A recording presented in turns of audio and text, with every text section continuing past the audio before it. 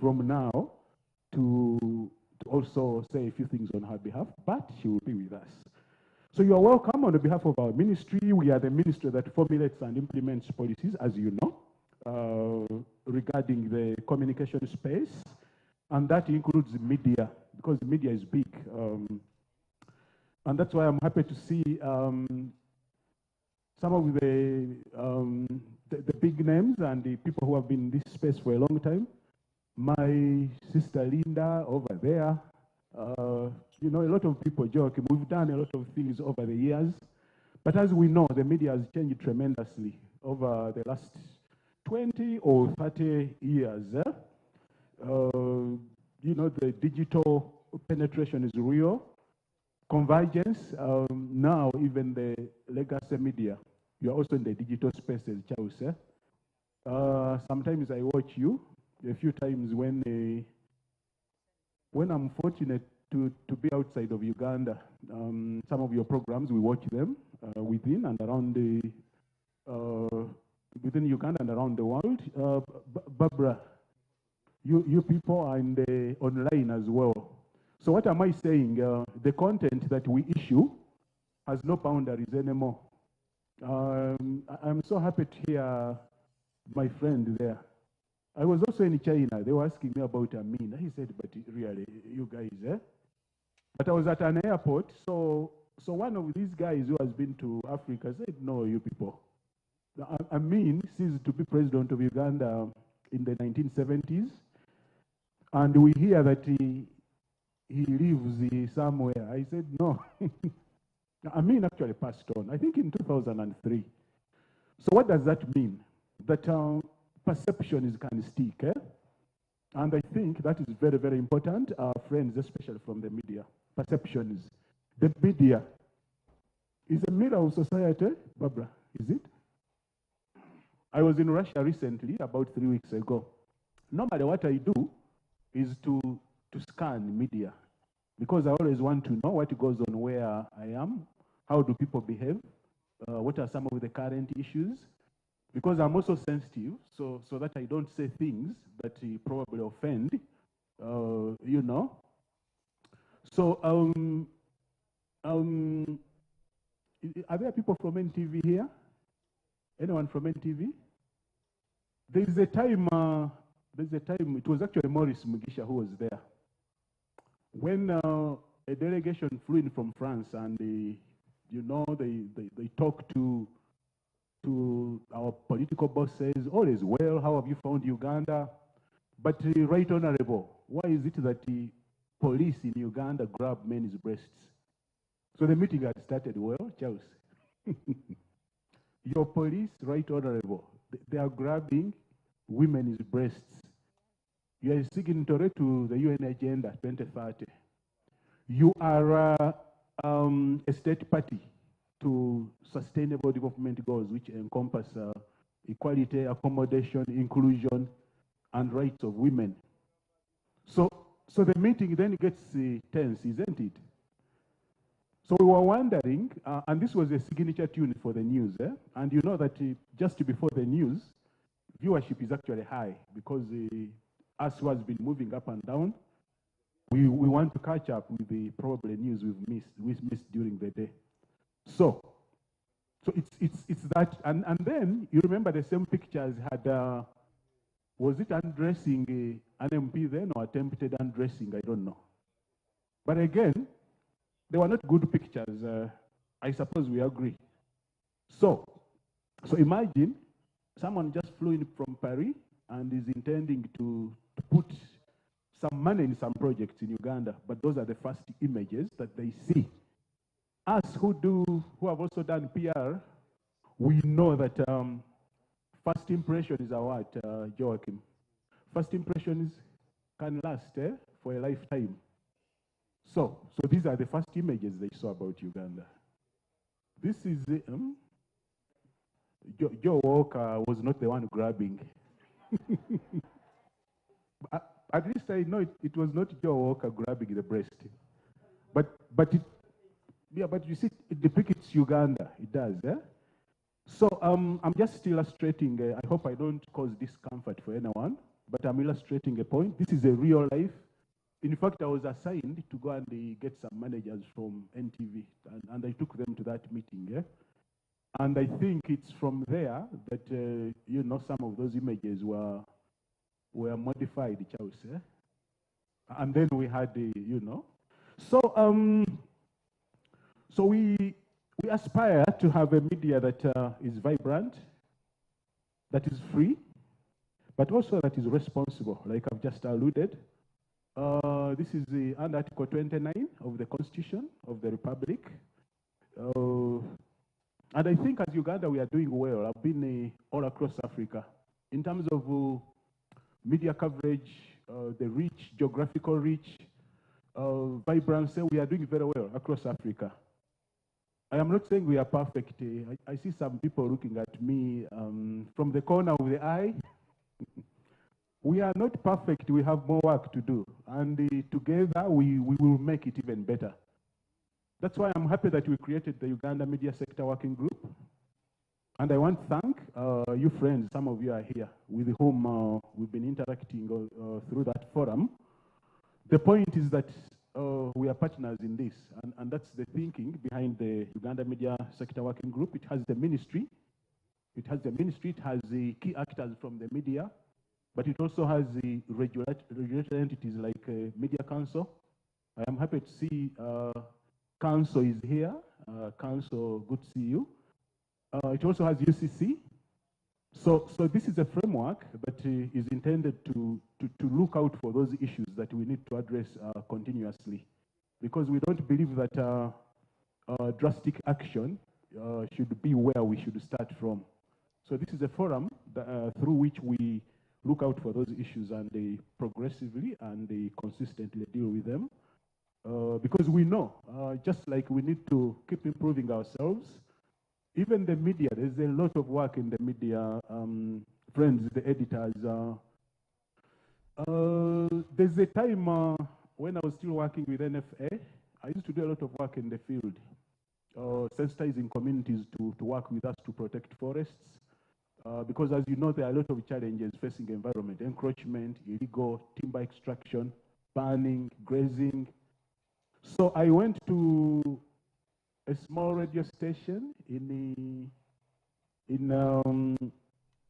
Soroti, and so there's a guy who received me. We had a mixed talk show, both in English, and also had the RDC could speak at ESO. So one, he receives me. I found him at the reception. I thought he was a receptionist. He receives me. He takes me to the studio. He reads the news.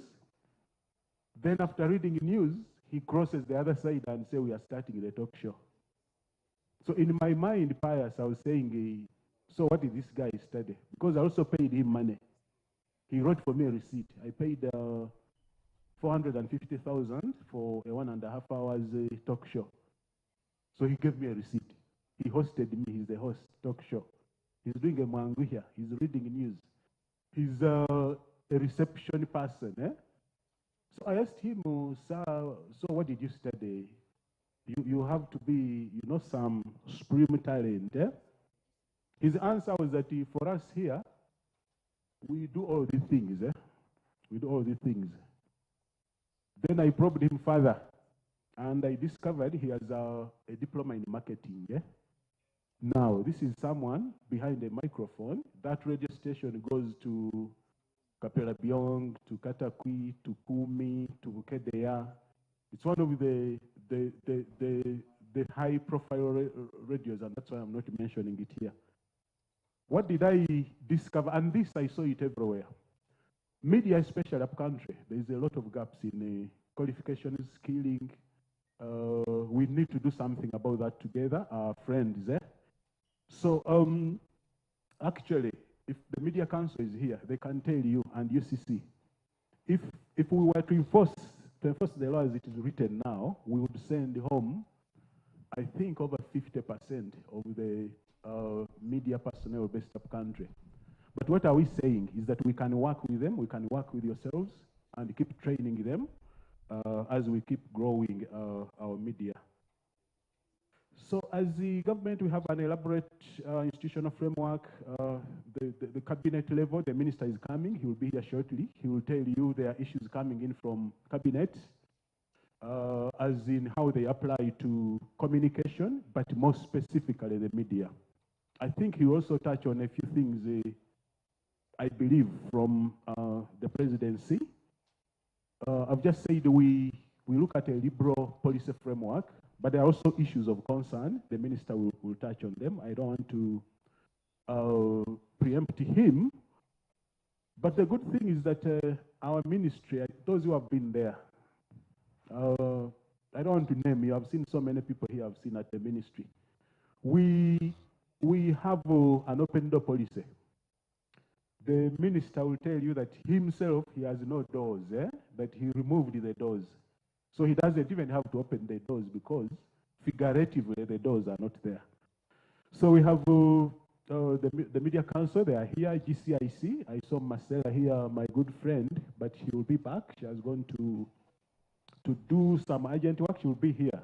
GCIC, UCC, Media Council of Uganda. We have communications units in all the MDAs. In fact, we are now also proceeding to professionalize them, because they also had people who are not trained as the communicators, and probably that has been one of our challenges, especially working with the media. These people you call for a comment, and then they say they will call you back, and when you call, maybe the phone is not available, because because due to lack of that training, they cannot see from your side that we need to work together. In my view, you are looking for news, but it's also our duty to give out news. In fact, it's by law. We know about the Access to Information Act, which Sylvia here has been working with the other teams to sensitize people within and outside the government and up country. So as we professionalize, I'm sure we're going to do even better. So we've done a complete mapping. Where are the gaps? Where is the wage bill? So that we start filling these positions with starting with MDAs that have the gaps, but also the wage bill. Then progressively, we recruit more people and strengthen these communication units, because they are your first point of entry as you are looking for either news or content. So Media Center and the team, good job you do. I've seen them they are here.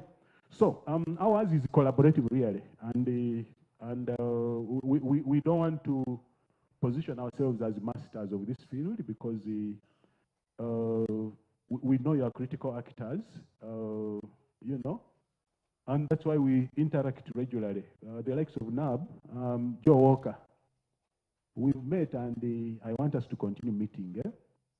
In spite of you transiting, I read about you recently, but we always want to pick your mind, those good minds, the NAB, the Editors Guild. We do a lot of activities with them. I'm happy to see some of the people we were with in Hoima not so long ago. I think you also went to look at the oil fields.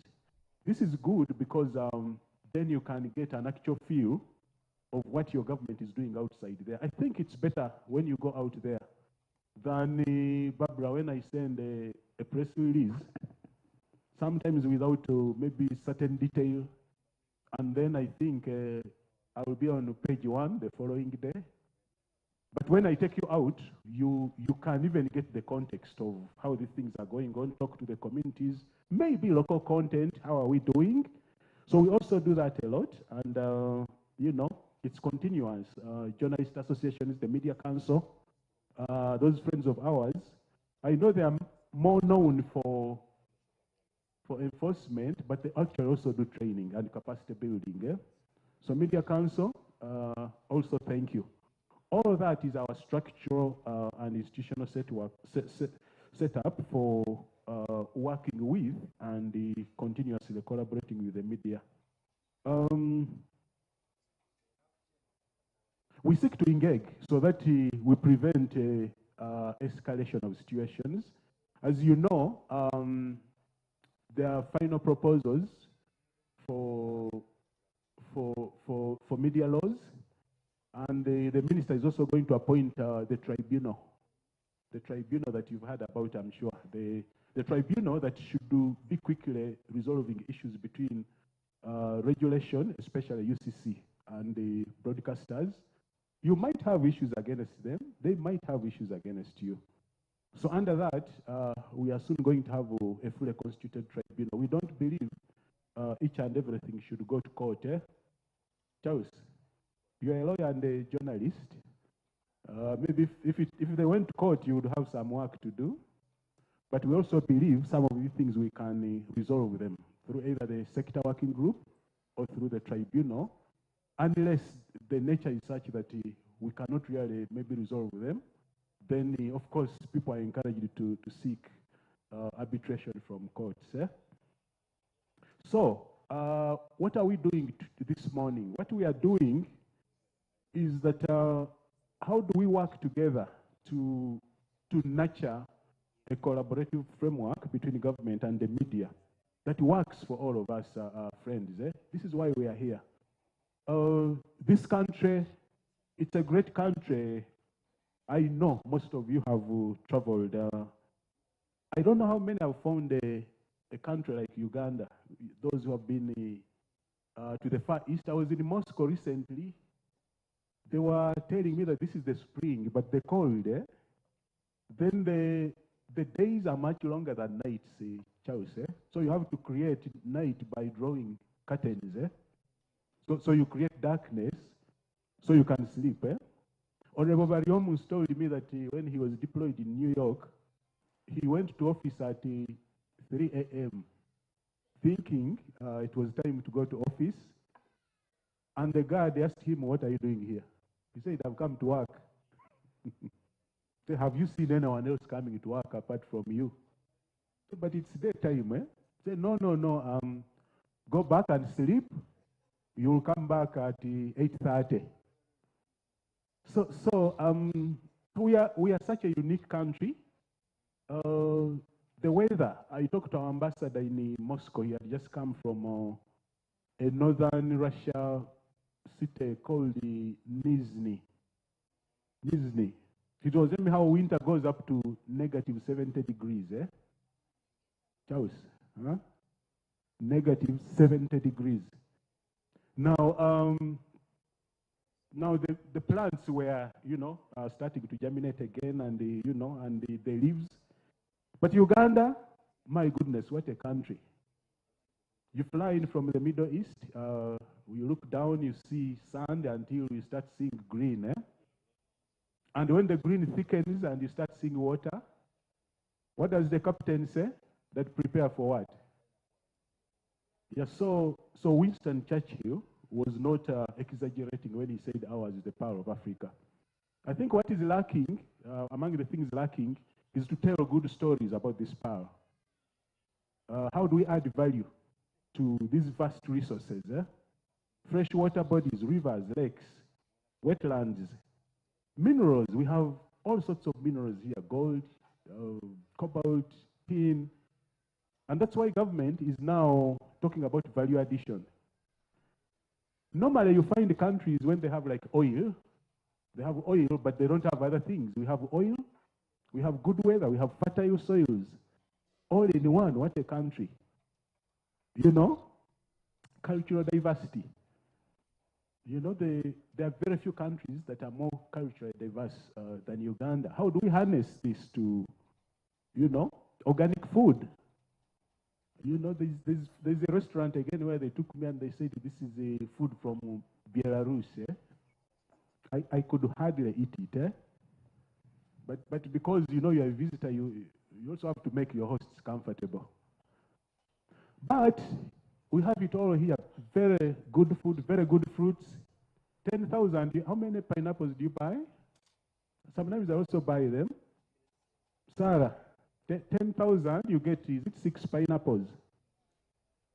And these are organic, very sweet and, delicious pineapples. So I think warm people, our people are very hospitable. Anyone who has visited Uganda will tell you that. So what do we do then as the partners? How do we tell a story that helps us harness these vast resources, to add the value on them, but also to improve income for the country, but also incomes at household level and community level. That is part of the role of the media, in my view, because you educate, you inform, and entertain, is it? Yeah, but we also dissect and simplify complex issues for the benefit of ordinary people who may not be as privileged as we are to have attained the kind of education that we have. So all these radios across the country, the community radios, the media based at the center here, how do we work with government and other actors to shed a light on these great opportunities that we have as a country? Because when a country grows and it improves, even the media thrives, isn't it? When we have more people with more money in their pockets, I think it's also good for the media. Because then consumption of media services also increases. So I used to hear that bad news is good news. Is that the case? Charles, is bad news good news? That when the dog bites man, it's not news, because it's supposed to bite a man, is it? To bite the heel of Joe Walker. But that when a man bites a dog, it's news, is it? And that bad news is good news, is that true? That in other words, that bad events makes more saleable news. Is that the case? I would say good news is also good news, like some of the things that I've talked about. We are now under a program approach, a lot of programs being implemented by government, but a lot of people don't understand them fully. If I give you the example of the parish development model, how many people know the criteria for accessing support? What are the terms and conditions? Where are the access points? And you know what is the payback structure like? So then we have these, but some people are still looking for even small capital at high costs of borrowing. So it means that through partnerships with you guys and ourselves, there's much more. I know there's a lot. I read the papers and listen, but there's much more that we can do to shed a light, but also help our people to understand these areas, but also flag areas where they can tap into this to improve household incomes, but also positively change their lives for the better, so that as patriots, we all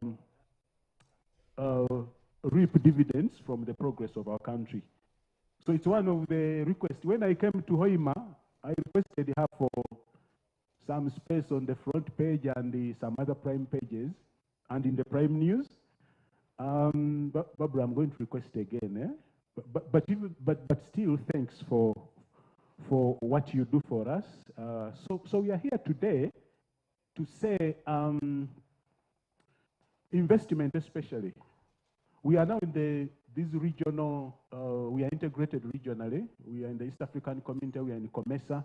In fact, even the Africa Continental Free Trade has taken effect following ratification of the treaties, I think late last year. So, how do we position and promote Uganda? Recently, I have nephews who were born in the USA. I struggled to convince them that we have more mountain gorillas in Uganda than another country. But now they wanted to go to another country, which I'll ask Joe Walker to name later. But now, my nephew told his friends, some are actually from Japan, that, you know, my uncle doesn't lie.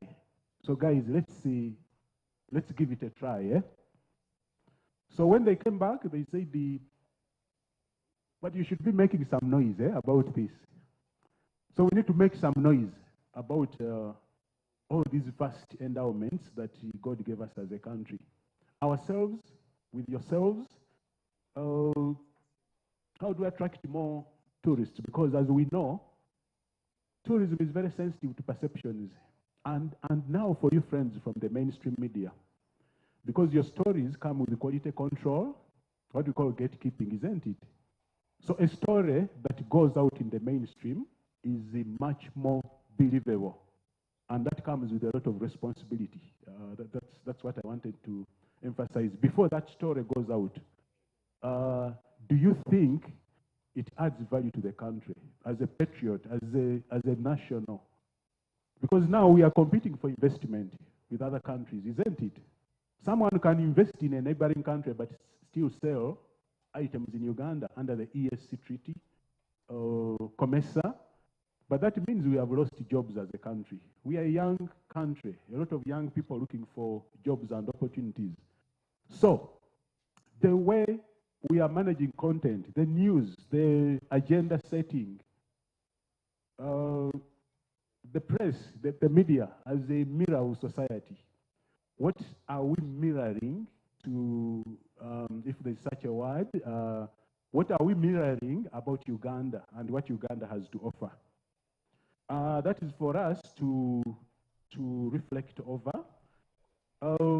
Investment, tourism, because now, due to convergence, all media virtually are in the digital space. I remember, like when bombs went off next to our office, in fact, some glasses were shattered there. Within 3 minutes, my niece, who studies in Netherlands, asked me, "Are you okay, uncle?" Actually, me, I didn't know what had happened because my office is the other side.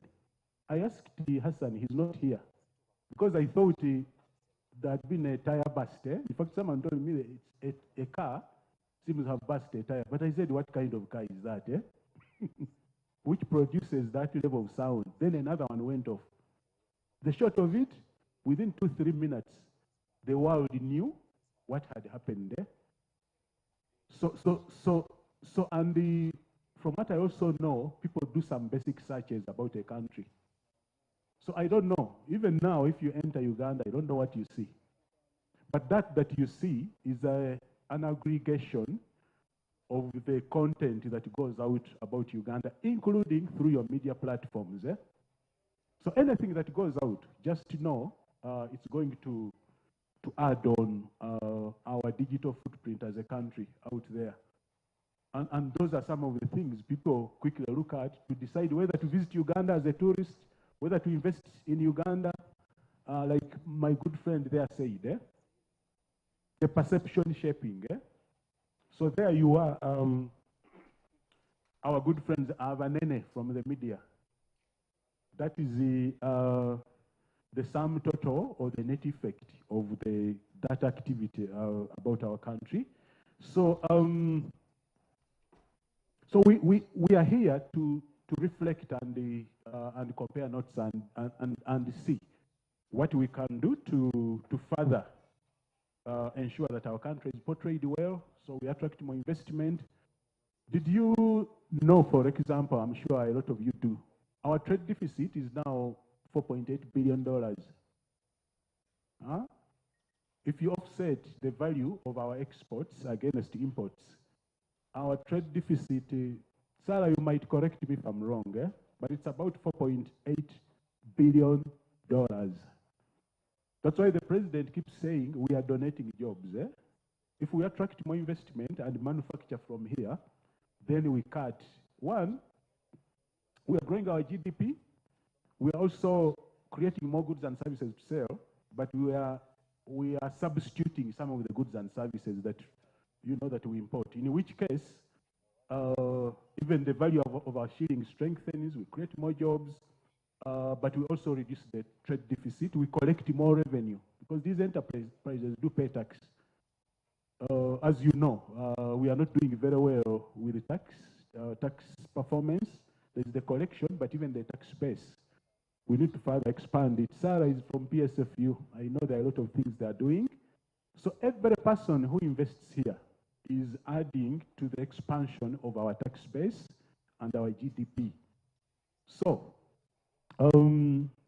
that story that goes out, does it promote investment?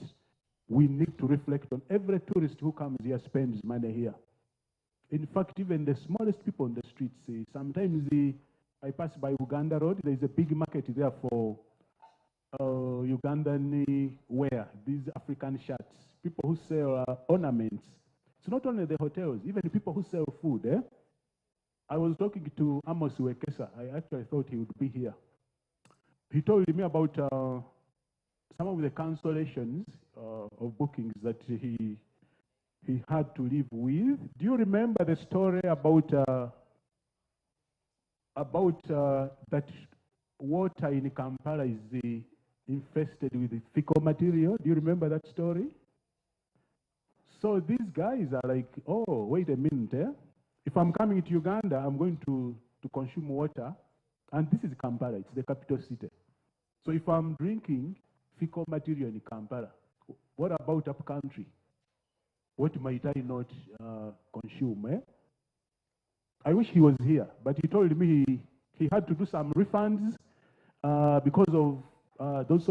You remember the stories of aflatoxin in our food items, and the blocking of some of, like our milk by Sarah, I think it was South Sudan as well, and Kenya, aflatoxin in Ugandan, food items. There was a time actually, now people are looking for beef which had flies. You remember that, it's called formalin, I think about 3 years ago. That beef in Kampala is preserved using formalin. You know what formalin is used for? So people were fearing to buy beef without flies on it because they thought it had formalin. Instead, they were buying probably not good beef, but with flies, because then they believe it has no formalin. But remember, we are in one market. We export beef to many countries in the neighboring region. How does that help us? Maybe it's another story of is it the man biting the dog? But I also know Sarah here and our friends from Pasaid, Audrey and the team, they are doing a lot of work to promote our exports. But if we have stories like these, do they add to or do they constrain their efforts? There was also a story of human organs at a restaurant, moreover opposite CPS. So the question is, if food is being served, Ndugonyango is here. Ndugonyango, if a restaurant opposite CPS is selling food with a human organ in it, what about a restaurant in Soroti?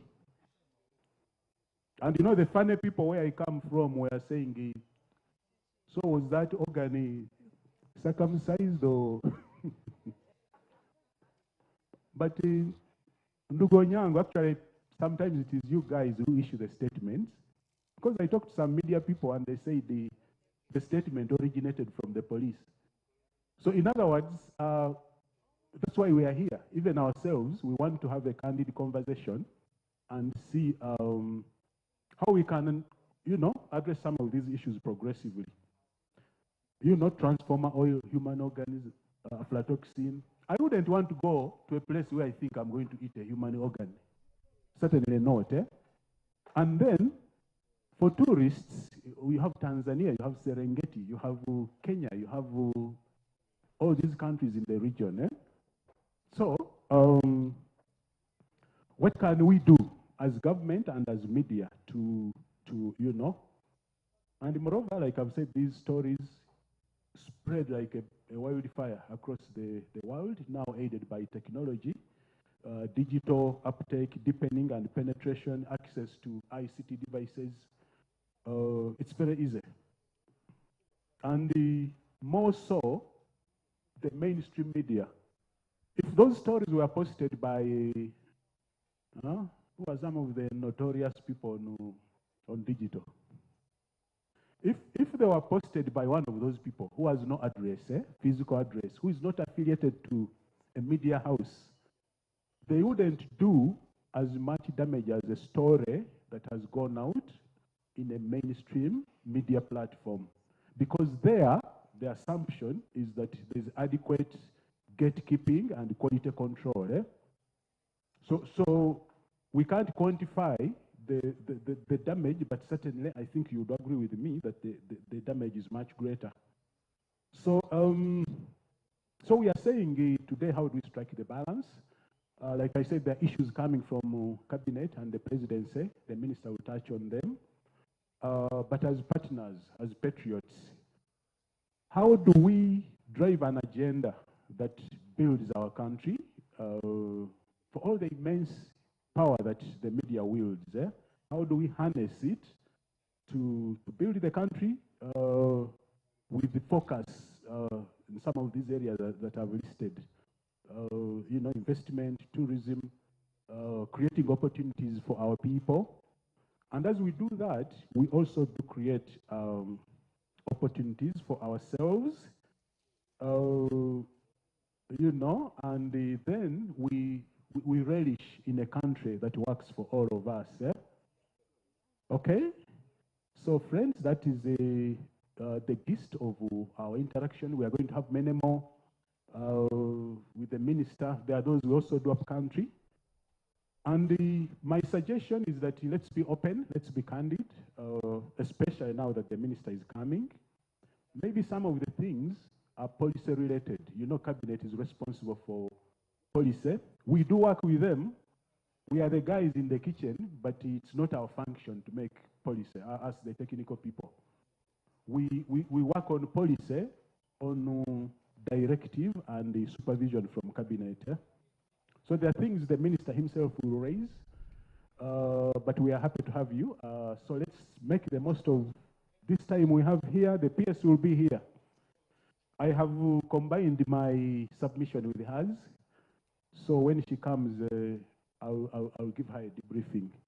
So I want to thank you, welcome you, thank you. Please, thanks for giving us your time. And be free. Our ministers are very good. They're very good. You know them. I know a lot of you have interacted with them. They're friends from government here. So I'm wishing us a good day. I just have a message that the minister might be coming in. So let me end here and encourage you to share with us as we also share. I believe then we can learn together and collectively become better communicators, but also better citizens of our country. I thank you again for listening to me.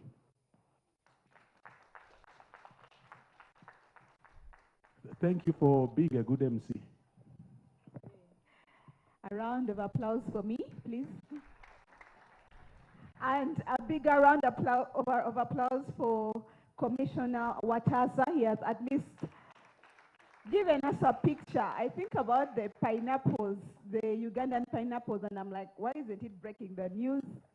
And I'm wondering, I think about the story. Some stories have really getting us to start cooking our own food because of how they're presented in the media. We will not be stepping in restaurants because of how perceptions. So again, perceptions can make or break a country. So while he was here, he was speaking that, you know, do a quick Google search on Uganda and see what is there. So I need some quick searchers. Oh, wow, Jesse. The story at the top. Goods worth shillings 1 billion stuck in Mombasa after Ugandan buyer disappears. But the others are not so bad. There is Uganda, Tanzania fresh produce volume via Mombasa on the rise. That's a good story by the East African. The other one was by the Daily Monitor. Then we have another one, what the ambitious budget means for Ugandans. Then we have Uganda, Sweden discuss humanitarian challenges. So I think the algorithms are not so bad now. America rejects Uganda's plea to return to AGOA trade deal. Chimp reports. Then we have, will UN panel of experts report poison Uganda, DRC relations? Then Kenya tax riot surprised Ugandans. So there's quite a lot of stories out there. If you Googled Uganda, it's a mix of things, and yet ideally we want to portray ourselves. What's our brand as a country? We have so many good things happening, but so little is being spoken about. But more about dog bite, man bites dog. So John, you take it up from there. Yeah, so anybody else has found any other unique story about Uganda today? Okay, I think it's a good exercise to ask yourself, what are they thinking about us, and how can we take lead in that storytelling? And the commissioner was speaking about investments, and he was talking about trade. He spoke about a lot of the resources that we have in the country, but then how can we tell the right stories to draw participation from other people that can come and help to build the economy. And so today, next, we're going to hear from the Commissioner of Trade, from the Ministry of Trade, Mr. Johnson Abitekaniza. He needs to tell us what are the implications of how we present these stories. What are the bigger implications for trade? And I kept asking myself, what is in it for us? You know, I mean, if I just keep writing good stories, then what happens? Is there a value addition that comes for the country? What are the things we might have missed out in our reporting? So we will welcome Commissioner Johnson Abitekaniza.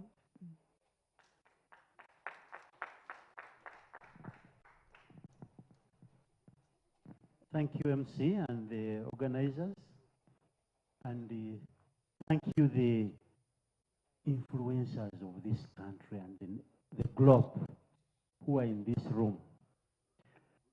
Now, ladies and gentlemen, as I have told you, I'm Johnson Abitekaniza. I work with the Ministry of Trade, Industry and Cooperatives, and by God's grace, I'm responsible for business development and quality assurance at the ministry. I want to begin from the point that the media we are talking about influences, it controls, whether locally or internationally. So, on one side, if you are a sociologist, pick the influence. If you are the other side, pick control. And so, when you pick a pen, there's a time when it was a pen and a notebook. I don't know, these days you seem to have gone to another level, because I see people at times with the small gadgets here and there. But still, in all that, the intention is to increase visibility. Incidentally, when they are talking about the bad stories and the good stories, you will find the one written by our media house here, bad, the one written by another person in a different direction about the country. So, ladies and gentlemen, I think we need to have how we can see the issue of enhancing our communication. How do we reduce on the expenses and also increase on our productivity for this country? Whatever you are putting out there has implications on all that. And from the business perspective, I would want to think somebody is able to bring out such kind of effect on the people listening to you. I know there's one local area I went to, and the people were calling in, and what the person called to say was a goat had given birth to 3 kids. And somebody was asking, what is the sense? Somebody spends airtime to just tell these people that this is what has happened. But you know what is happening on our various stories, even locally, where there is that threat. Now, I know the commissioner had already indicated that the media affects perception. And in terms of trade, we would want to tell you that the various people out there listen to us. Some of these stories have come in when there is a very big event. When NAM is about to start, somebody says in Uganda, they are cooking food using transformer oil. When another big event is coming up, that's when the FACO issue came in. Now, you'll find that it's like you are saying whoever is coming to this should not be able to come in. Now, you have been told that our trade deficit is at 4.8 billion, and we are thinking of how to reduce it. And now, reducing it, we want to see what is it that we can do. Maybe later I'm going to tell you some of the interventions we have been able to do. What about investors? Investors' confidence has been really affected by the media, even the consumer perceptions. I know the commissioner has already said that somebody can invest in Kenya and sell here because our trade protocols allow them to sell things here. And at the end of the day, we shall end up as a supermarket of others, while our own products are not getting to the market. Some of you are following the trends. You know what the EU has done to our coffee. I don't know whether some of you have noted that the EU has made a regulation not to buy coffee from a country where there is child labor and where they have cut forests to plant coffee. Now, if you went to a village where they are growing coffee, locally, would you leave your child when you are harvesting coffee or when you are weeding? Maybe not, because locally, I remember one time during COVID, I met one man in Mbarara, and he said, if you are thinking about opening schools, to me, I would be the last person to suggest that the children can keep home slightly more, because I have had an opportunity to have these children and understand who likes the cows, who can look after them, which means every morning he would assign them and even monitor them. But now, if we said Uganda is going that direction, what would be the problem? Now, we have had a lot of protocols signed, and we would also want to rally you to join us in disseminating them. But these trade relations have an implication when they are talked about in a negative. But as I have just said, we also, that might be on our side, to engage with you to see that we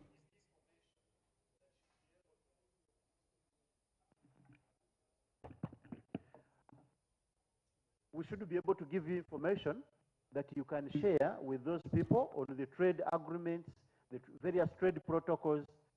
For example, at the level of ESC, what is it that we have negotiated? At the level of COMESA, at the level of the African Free Continental Trade Area, all those directions. Look at tourism. The people who are coming here at times reduce because of the messages that they receive, and therefore we need to see how we work together to reduce on the impact of the negativity. Now, ladies and gentlemen, while we say all that, because I know all of us have understand the impact. Because when you wake up, when you pick up your pen and notebook, or you pick that iPad, you know what you are going to communicate, and at times the impact. We might have concentrated there. But I want to say, you might say, where do we get the right information? One, the Ministry of Trade, Industry and Cooperatives, and the other MDAs, there are websites that are there where you can pick information about what is happening in the sector. We have a trade portal, which is like a directory to give direction on why, if you wanted anything in the sector, where you can be able to get it, including the other partners, even the private sector players that we deal with. You'll find a link that is leading you to private sector foundation, to UMA, to UZIA, such that you are able to link and get that information that you can be able to relay. Because I'm saying this because at times we have had that situation where people say, for us, we wrote what we had, and therefore where do we get the other? And you could be aware that through the electronic single window, we are starting to issue licenses and permits, which is a multi-sectoral and multi-institutional use IT system. If it's the Ministry of Water giving permits for timber, you can log on to it. Now, on top of that, ladies and gentlemen, I want to say that some of these things that we have been able to, that have created a negative image or a negative reporting, as we can call it, we have interventions that are coming in. You could have heard, the President has just assented to the competition law in the last few months, and we are working on the regulations to that effect. And so, the issue of competition that at times come up will have to be addressed. We are members of the GSI-1, which is a global standards body, not standards as per certification, but standards for traceability and for fair trade. And so we want to make sure that a product produced here is able to be traced in every other place, given that we are going into fair trade. We are continuing to be concerned of the products that are being produced here.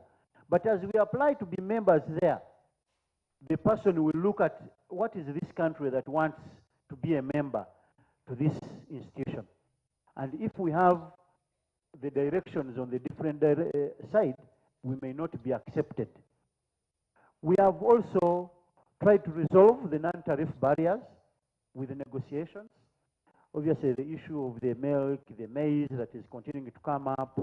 We have a reporting system, which is also multi-institutional in the country, to ensure that we reduce on those barriers, such that tomorrow we are not having a big negative impact on the failure to take milk into Kenya, or the issue of dealing with the DRC. And if you get a challenge in the NTBs, you are able to report, and all of the institutions responsible will see those messages at the same time. So, ladies and gentlemen, I would want to continue to request that we continue to put up these other information that would lead to the development of this country. I could also share with you some of the areas when you are reporting on the production of products in the country. There is the policy of Buy Uganda, Build Uganda. We at times hold the boo-boo exhibitions. And you'll find during that period, maybe a few of the people we engage with have had a small, I know there is that competition for space in this media, but at times there's when we may need to be intentional on what we report. Look at the issue of the celebration of the International Cooperative Day that happens every July. What are the good things that come with those cooperative week that the cooperators show? The issues of the micro, small, and medium enterprises, where we also have to showcase the good things that they are able to bring in, and their participation in increasing productivity, in their participation in increasing the economic levels of this country. So, ladies and gentlemen, I know I have brought in those directions, and on our side, we want to say that while those have come out, you know, we may say what happened previous has happened, but now as we go forward, on our side, I have tried to hint on the directions where we can get the information, such that we are able to give the proper picture, but also in the various tables where you sit, in the various newsrooms, please try to consult the various offices so that we can engage and have a better picture, which will lead to the economic growth of this country. Ladies and gentlemen, I only want to recognize that you as influencers, you as controllers of people's minds have a contribution to play in the trade development, both locally and internationally. And therefore, we need to join hands with one another to see that we give that picture that will lead to that economic development. I thank you.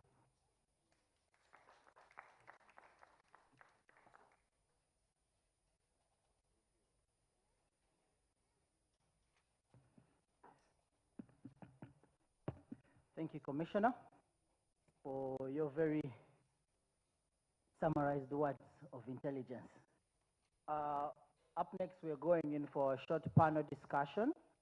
And during the panel discussion, probably towards the end, we will have an opportunity for your reactions, for some questions, not only for the discussion that is going to be had at the panel discussion, but from the two previous speakers' presentations. So at this moment, I want to welcome Mr. Charles Mwangusha, our moderator for today's panel, and he will do the introductions of the rest of the panelists. So, Charles, you're very welcome.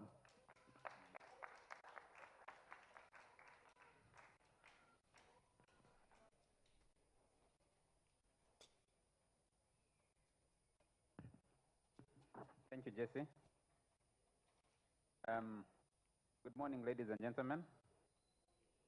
Yes, Charles Mwangusha. I work with Next Media, where I host a couple of shows, The Frontline and NBS Face Off.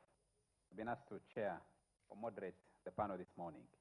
And the theme we're going to discuss is media that works for Uganda in a global setting. That's what we're going to interact with. Commissioner was just talking here and calling us influencers. And I was looking around the table and I discovered that if you check actually, the influencers in this country are not in this room. Isn't it? Sheila Gashumba should be here. She's a certified influencer. Yeah? Is the other one Baby Gloria or somebody? Baby Gloria is an influencer. Bad Black is an influencer. So I'm wondering where our space is. Her full figure is an influencer. I'm wondering where our space is as we get into this conversation. As I bring in my panelists, we had a similar conversation. I don't know if Moses was part of that conversation, but many years ago, around 2011, during the Walk to Work protest. I think Robert Kaushenga was asked to put together a small team of people to discuss how we're communicating the country in the midst of the Walk to Work. For some reason, I don't know how, I was invited to be part of that conversation. We sat at the Serena. We had former Prime Minister. I think he was also acting Minister for Foreign Affairs at the time, J. Palm. We had Minister of Defense. I think it was Dr. Crispus Kionga. We had Minister of Foreign Affairs, Sam Kutesa, and a few other people. And we had an interesting conversation about how we're communicating the country at that time, during that heat. And, but I don't see most of the people who are in there. So let's look forward to how we discuss today. And Moses reminded me about that story. I wanted to ask, how did it end? The Onyangos had arrested somebody, some restaurant owner, with that special delicacy in the meal. I waited to see how the story ended. Mainstream media picked up the story. There was no follow-up. So we don't know what happened. Was it?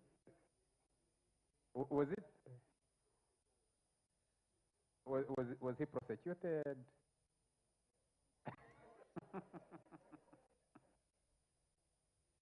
Ladies and gentlemen, join me to have the following people take up these seats here. Let's have, I think this should be in order of hierarchy and seniority.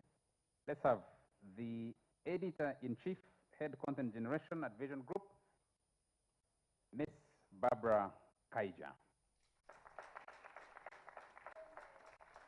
She doesn't need a lot of introduction. She'll say the rest for herself. As Barbara walks up the table, up the dais, can we have Sarah Kajingo? Sarah is CEO, founder and CEO at Soft Power, an online publication, but she's also the vice president at PSFU. Yeah? Former guild president. Yes. Sarah, very nice to have you on the panel here. Let's have from the Editors Guild, a very seasoned editor, my colleague, my former colleague at the Monitor, Alex B. at Haiti. And this one has been described as a scion in online publication. Founded the Chimp Hops and Chimp Reports, Giles Mohammed.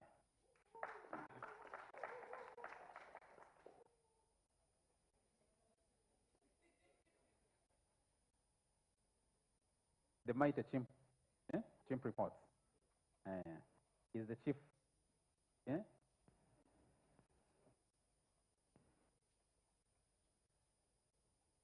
So, ladies and gentlemen, you have a microphone on your table, each one of you. You'll use that to speak to us. Kindly turn it off once you're done.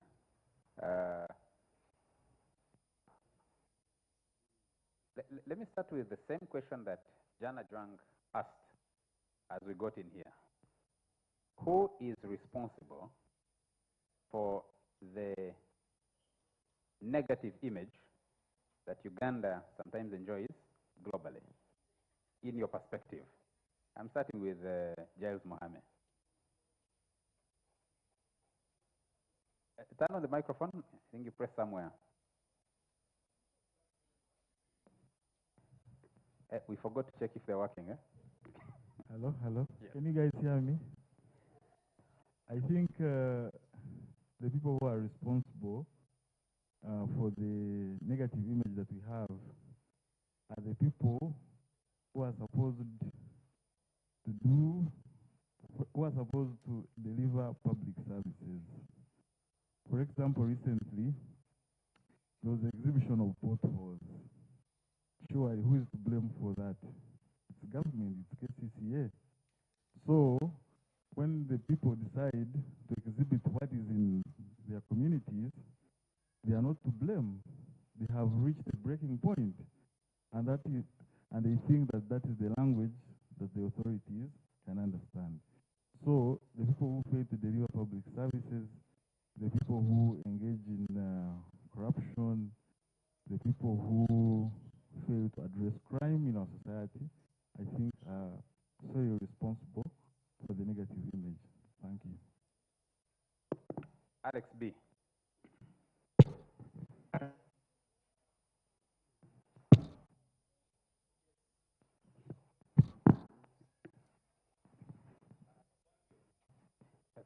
Can you borrow from Giles, or maybe? Okay. Yes, thank you, Charles. I used to do a lot of practice. These days, I like to look at the theory of things. Now, your question is that question was very interesting. I was wondering whether we should give the hard answer or the easy answer. I remember telling my neighbor that the easy answer was, if they ask you who is responsible for this Uganda's poor image, I would say it is Dr. Chris Baryomunsi, who is government. But I think the hard answer has to be me. It has to be me. What have I done to enhance a good image of the country? What have I done to enhance a good image of Uganda? What have I done to enhance a good image of me? So it has to start with us. Even what Judge is saying, those people who deliver poor public services, they do that because we are not holding them to account. We are not holding them to account. Our civic responsibility is so low that people are doing what they want, and then problems come. Sarah?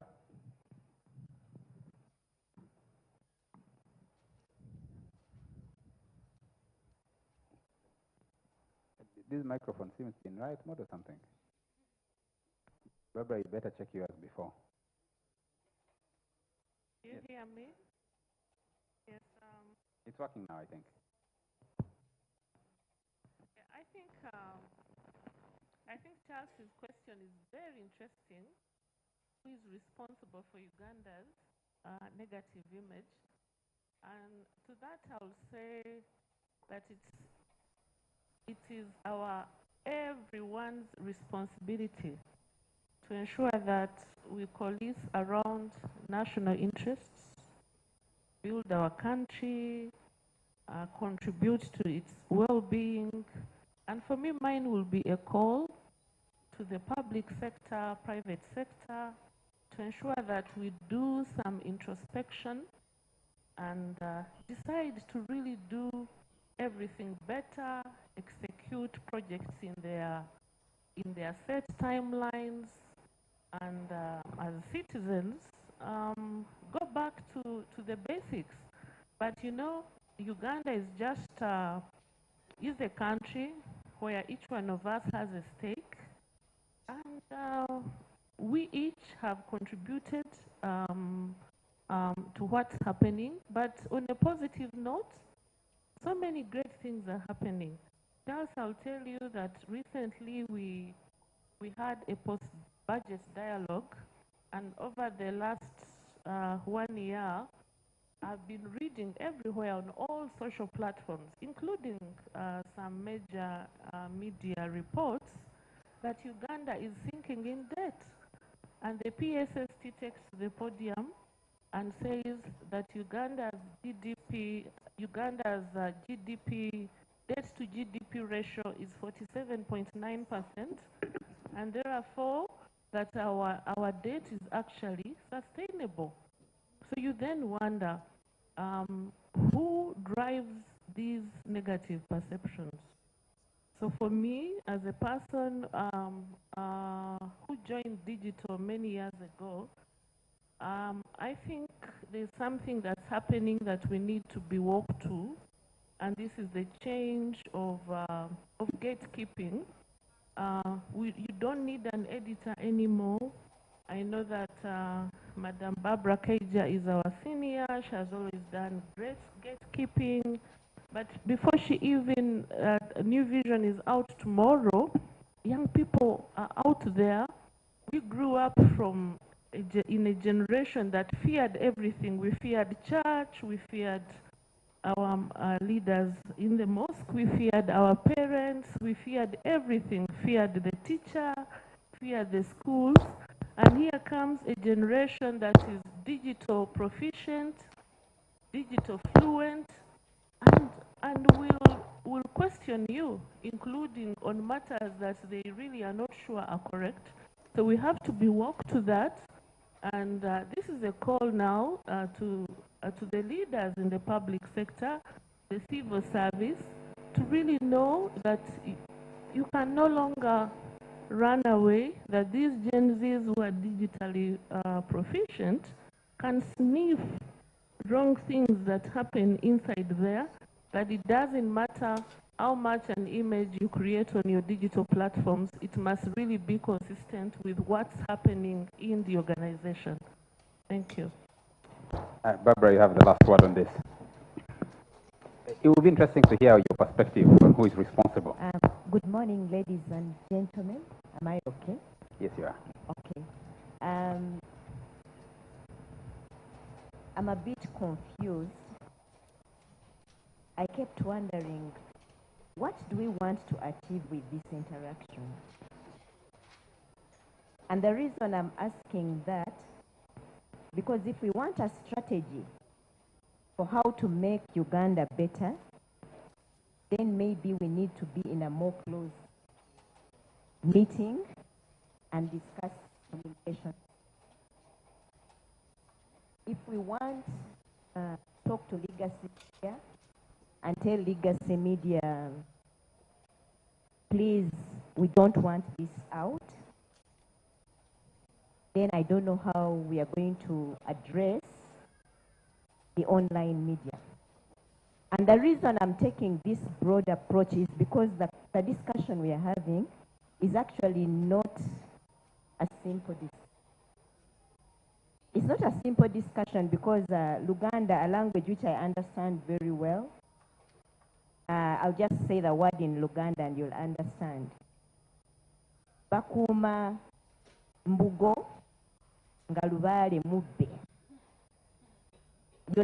You're closing the doors when the horses have bolted.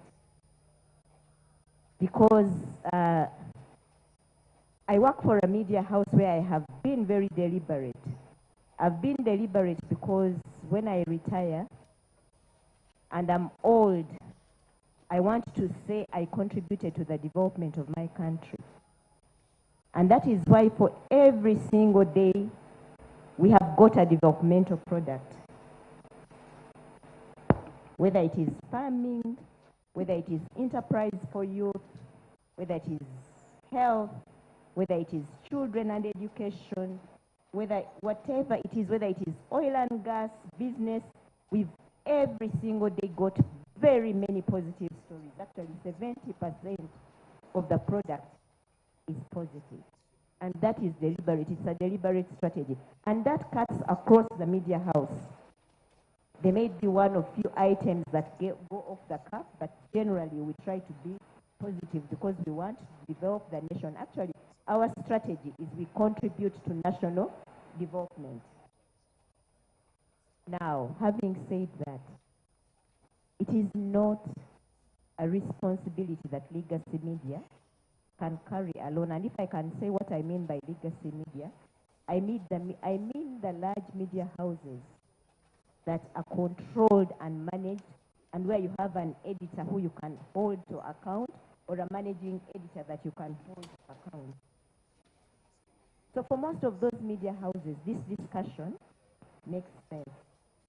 Sadly, these are not the media houses that are necessarily out there painting the image of. And I know Mr. Watasa said that if the legacy media sets the role, do I have your attention? You do. Sorry. Absolutely. It will be different. I want to say, Mr. Watasa, that we need more than this. We need a government strategy that looks at development.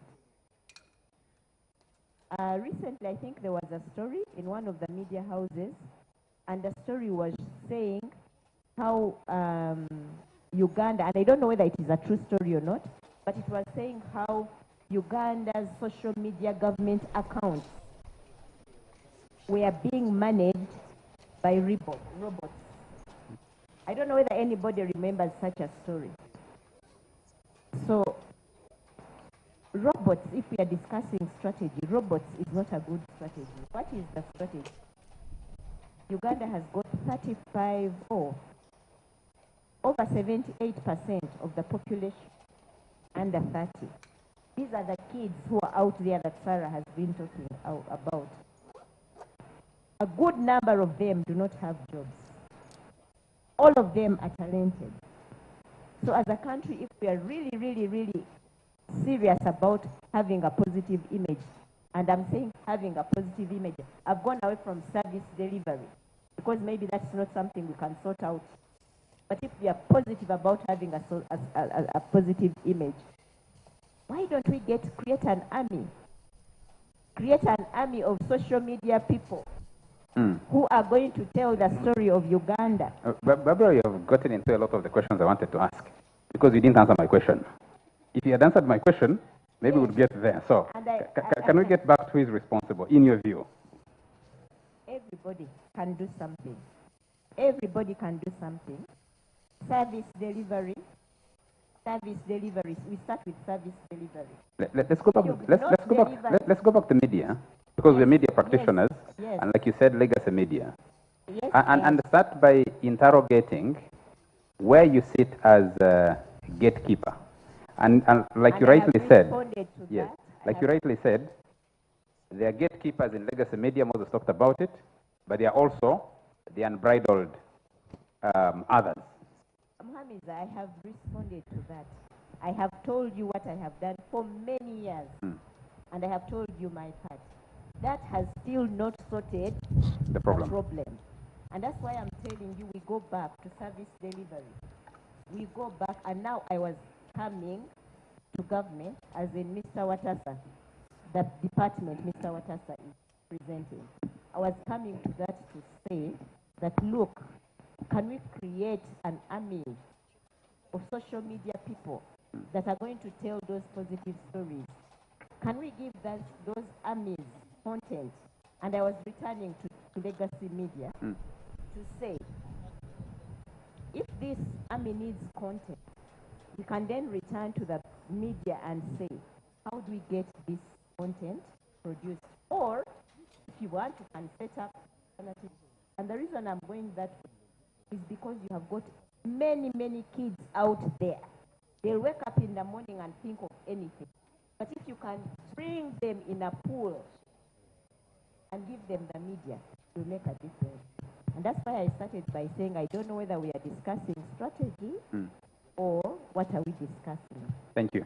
Moses will tell us at some stage what we are discussing, whether strategy or something else. But I want to go back to the editors here, because most of you have been editors, most of you have been in the field reporters. The world has changed and moved ahead of most of us in terms of avenues for communication. You're talking about citizen journalism in 2007. It's since been overtaken by events radically, by what is going on and the technological changes. Where does that leave legacy media and the gatekeeping responsibility? Moses put it right and said, someone is going back to check.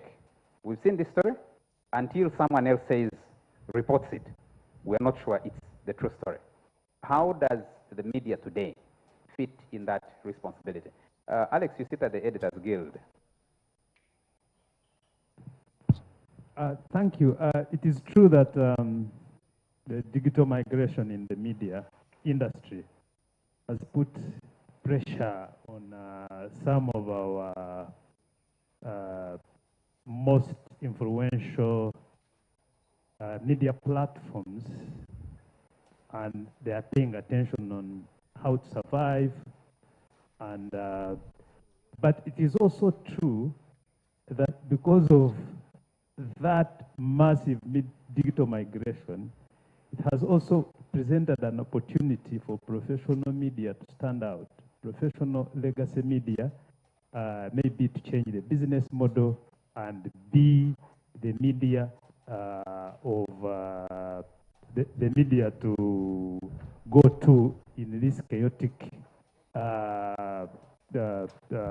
in this chaotic environment. So there is a big opportunity for legacy media to actually get influential again.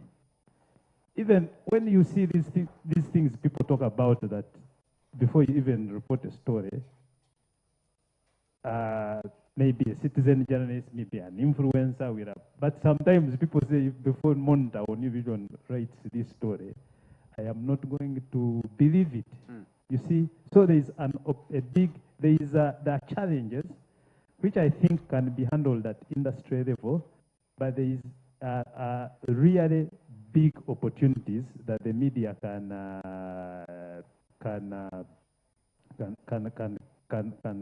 get on and become the influence in this chaotic environment. Giles, you in digital media and a senior at that, there is a question of responsibility. What image is projected of the country somewhere? I know that from my world, there is no negative story and positive story. News is news. You report it as news. And what makes it news is what defines. The perception of the person who's reading it will determine whether it is negative or positive. But at some stage, you realize that conscious, deliberate action can drive an agenda, given that media plays the role of an influencer in the world. From where you sit, the competition is intense. Everybody wants to be the first to break the story. And once it runs, you're thinking, you're calculating by click bites. Legacy media is also going online to shift and try to work out a new model. From where you sit, what is it that needs to be done? You put responsibility on the people who are responsible for service delivery, but you are responsible for how you project those failures or successes. Where do you find yourself locating yourself in what finally comes out to the public for consumption? Thank you very much. The issue of legacy media has been a very hot one for the last maybe 1.5 decades. And I remember we used to have discussions around 2011, 2012 with Kaushenga. And I used to tell him that your legacy media is not going to survive the next 3 decades unless it adapts. For example, when you look at the New York Times, it has been able to adapt. Number one, through integrating emerging technologies like artificial intelligence.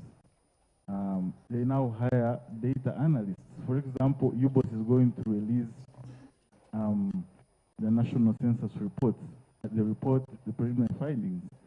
And now, the media house, like the legacy media house, should invest in data analysis to help people make sense of the data. So the new media house, actually not only for legacy media, but even us in the digital media, you need experts in artificial intelligence. I can tell you in the next 2, 3, 4 years, even you may not have news anchors. You may have robots reading the news for you and doing it better. They will not need makeup and so on. You need people who are well trained to do videography, to look at statistics and analyze them, to understand predictive analytics and so on and so forth. So it's not the legacy media that is actually facing a threat from citizen journalism, even us, because now we see influencers being more powerful than media houses. We find an influencer has 10 million followers. The legacy media house has 1 million followers. On Twitter, for example, when you look at the situation in Kenya, the protests you're seeing are being led by powerful social media influencers, 10 million followers. You don't see the legacy media and digital media playing a big role. You understand? So the citizen journalism is here to stay with us. We just need to adapt. The legacy media needs to invest in in-depth stories because you have the time. You adapt. You are aggressive online, but you're also big in preparing in-depth stories that make you stand out from the rest.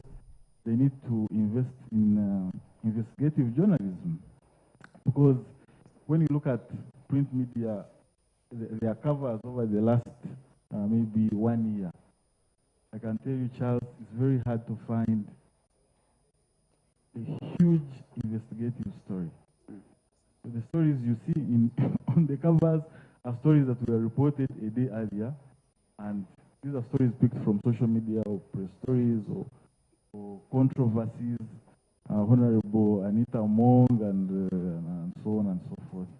So we need to invest a lot of our resources, a lot of our time in new technologies and investigative journalism for us to survive the citizen journalism. Thank you. Let me just stay with you for a moment. No country in the world doesn't have its own share of bad things happening. But there are countries, you find a perception that if you read a story from a particular country, it's going to kind of reinforce a certain perception about that country. I'll take you back a few years ago. A bomb would go off in Algeria almost every other day, or in Egypt every other day. But tourists will be flocking in because of how that story is projected by the media of that country. You have a perception. If you looked at, you're talking about analytics and statistics. If you found the death rates in San Francisco, for example, out of drug abuse, they will not compare with anything that goes on in this country. But the perception of many Ugandans who consume CNN, CNBC will tell you they're dying to go to San Francisco. How does the media in Uganda evolve to create that kind of perception about its country without lying about the facts? Thank you very much. I think it goes back to history. For us, when we were joining the industry, I was at campus in 2007 doing mass comm, but the most popular journalists were those who were critical of government, and the most selling newspapers were those which were negative. So we all aspired to write in a critical way or be negative. That's why you find stories that are positive in the media. If it's about tourism, if it's about business, if it's about attracting FDI here, people look at them as paid stories, as PR stories. So our society appears to celebrate journalism that pays attention to negativity. So that's why we have plenty of negative content in our media. If you write a positive story about PSFU training young people in Jinja to do business, someone will say this is a paid story, and actually people will not read it. If you have a good story about the lions in Kidepo, the airport that is being, people will be like, yes, will this airport even be constructed? How was the contract awarded, and so on and so forth. So I think we celebrate negativity as a society, and media houses which run negative articles or critical articles sell more than those which pay attention to positivity. Sarah, your other gig at Soft Power has some competition, which you and I think in this room, only you and I would know about, called Hard Power. Yeah? Hard Power does the other side of the story, Soft Power does the other side of the story. You have straddled the two worlds of being in the media, being in the digital world, and doing public relations. How, from where you sit, and I know you're advisor at PSFU on media management, how do you navigate where the facts are at odds with the image you want to project? If Moses was given a task by his minister to find a way to project a positive image of Uganda, but the facts don't seem to align, how does he navigate? How would you advise him to navigate? You know, this is a very, very huge topic that we will not exhaust in a few hours. But I commend the ministry for kickstarting these engagements. You see, Giles has just told you the truth that the Ugandan society is attracted to negative media. So, but for me, when I started Soft Power in 2015, I thought, just like the name goes, it is to shape preferences, shape a positive image of the country. The first week, nobody was reading our stories. But we said, no, we need to be resilient, and I also decided not to recruit writers from already established media houses. I said I'll train myself. I still struggle to date because I promote tourism, we are championing business growth at PSFU. So if a tourist has disappeared in Bwindi, you as the editor, do you say Ugandan security challenged as security as a tourist disappears? Or do you say, for me at Soft Power, what we will say, Uganda steps up security in search of tourists and quickly ensure we are in touch with police, with UPDF on what other steps they are taking, quickly follow up with a headline that says, again, security steps up search, or better yet, because our security is quite resilient, our forces are quite respected in the region, they have kept our country safe for many years. close to 4 decades, I will immediately ensure that another story, just very, very quickly, is published to, for example, break the news that the tourist has been found. So we need, and for me, I'm radically, you see, it's a decision you have to make. If you follow the politics in the United States, you know what narratives CNN is always driving. You know what Fox News drives. So for me, I am unapologetically positive about Uganda, but this is not to say that I'm not struggling at soft power. My team, some of my team claim that I deny them scoops, because where I sit, I come across a lot of information. So they are saying, please get out of soft power news, focus on narrative crafting and strategic storytelling, and allow us to drive traffic to soft power news by taking advantage of the position you're in to access lots of information. And I believe you me, I'm always stopping so many stories. But I'm also yes, just 2 days ago, Elon Musk posted on Twitter, and please, Charles, allow me read Elon Musk's thoughts. And he said, a lot of traditional journalists do not want to be put on the same platform as the average citizen. They are pretty mad about that. Now, I know that is an exaggeration, because I doubt very much that our legacy media are mad, but then he goes on. I think it's very important to elevate citizen journalism. Hear the voice of the people, the actual voice of the people, and not the filtered voice. Not the voice of a handful of editors or of major publications. Do you really want to know what's going on, or you want to read the opinion of editors? And now that speaks to the state of the media in Uganda. The ideologies of the founders drive what is published.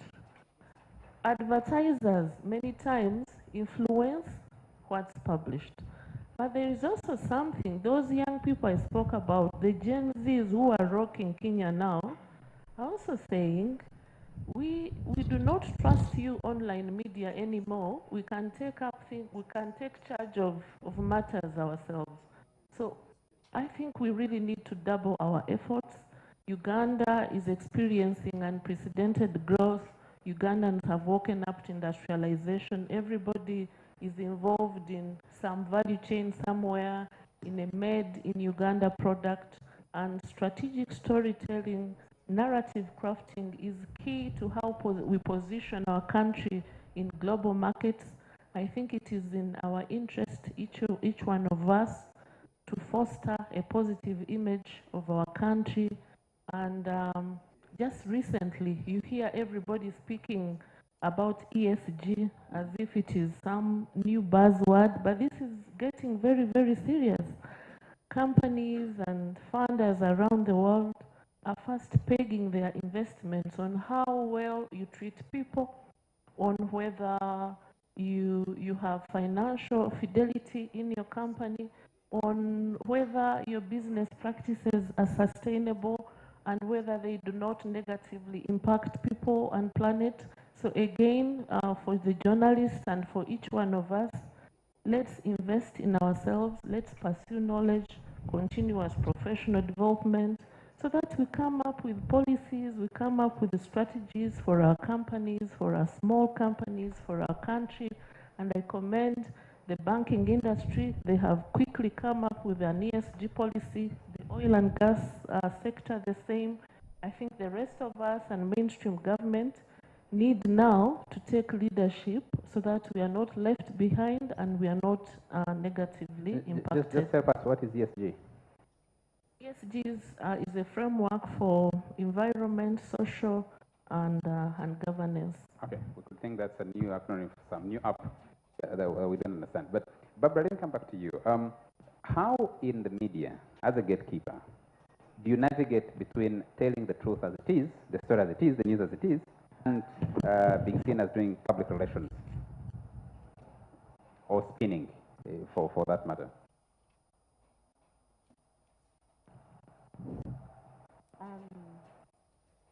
I start by... You don't? Hello?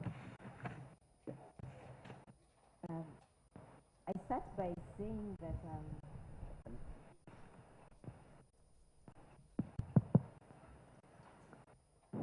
hello? I start by saying that positive news sells.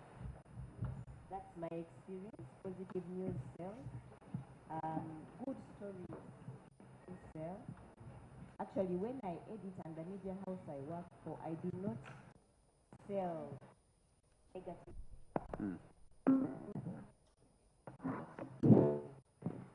Everybody I have coached, I told them, we do look at the glass as half full, not half empty.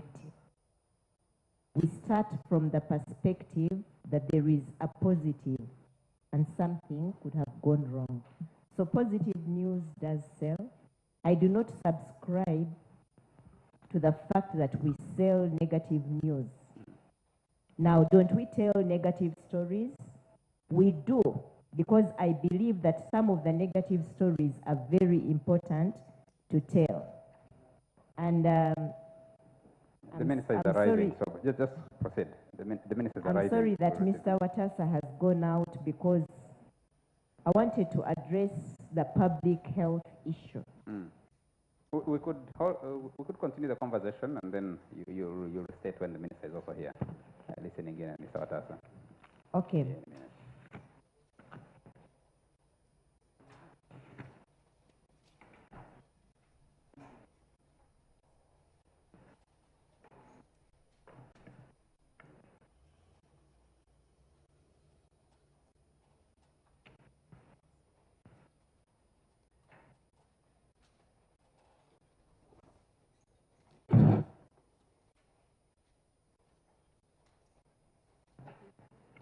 Ladies and gentlemen, let's welcome our line minister, the Minister for ICT and National Guidance, Dr. Chris Bariomonsi.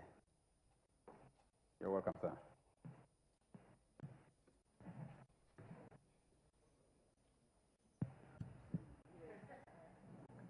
Honorable Minister, you found us in the middle of a conversation of the panel discussion, so, and Barbara is responding, so we'll just let her continue.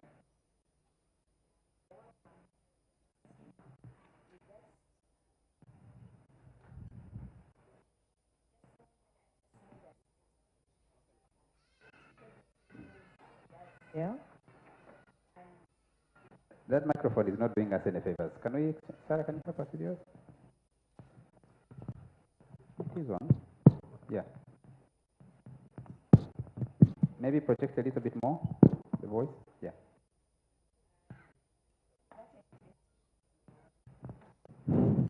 Okay. Yeah, you found when I just made a statement that positive news does sell. And I do not edit from a perspective of news must be negative. I believe stories can be good whether they are positive or negative.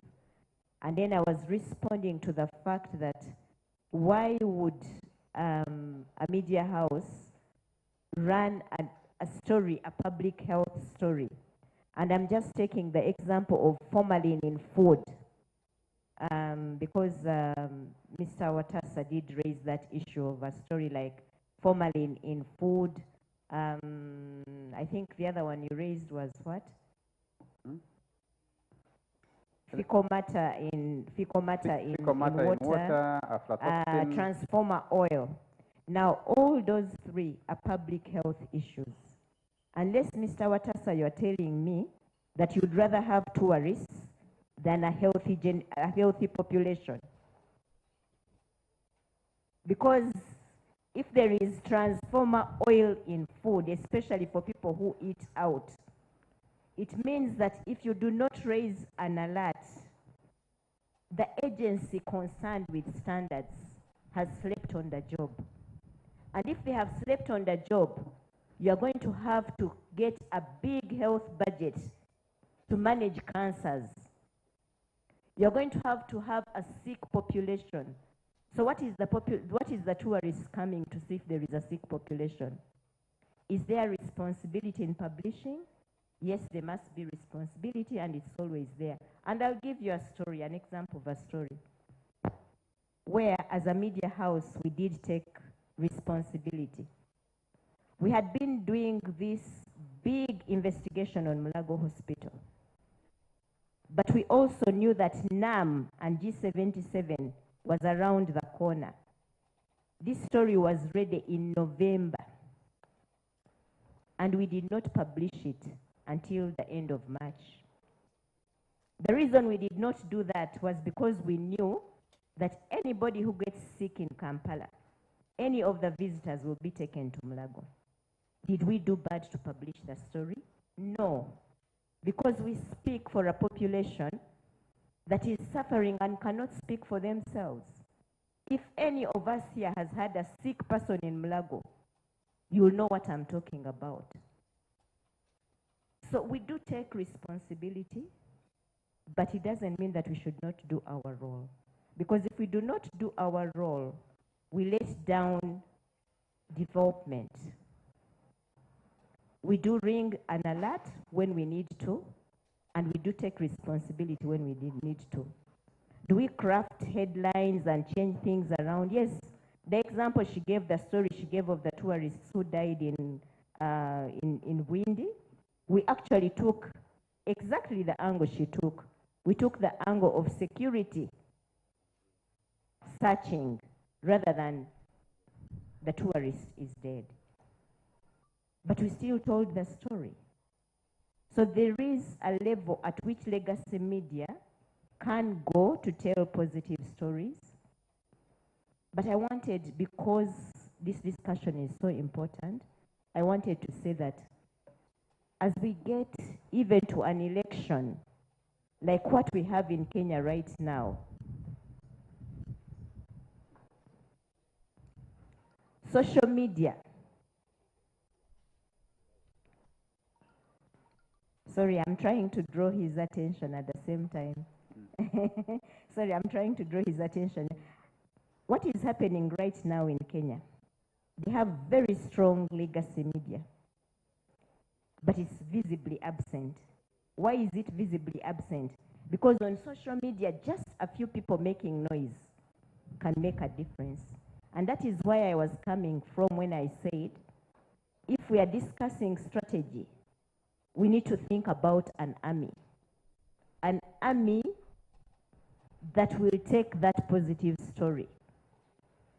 So the negative stories will still come out. But what about the positive ones? We need to be deliberate about them. Whether you have a strong legacy media or not, you need a strong army of social media positive soldiers that will tell that positive story. I return to the issue of legacy media and whether it is still strong and relevant. Yes, it is, because it does set the agenda. In Uganda, we know that 89% of our population gets their information from radio. Those are about 300 radio stations. We know, just like you said earlier, these radio stations, many of them are hardly equipped, whether with human resource, they are hardly resourced. What do? They get a newspaper which has been produced, whether by Monitor or the New Vision, and they read those newspapers. So legacy media in terms of print still sets the agenda for all those 300 radio stations, even for social media. They will read the newspapers and begin their conversation. So they do set the agenda. TV, of course, is at about 39% viewership. That's 39% of the population get their information from TV. And social media is at about 13%. or online is at, internet actually is at about 13%. All these derive their media agenda from the legacy media. So yes, legacy media is still important.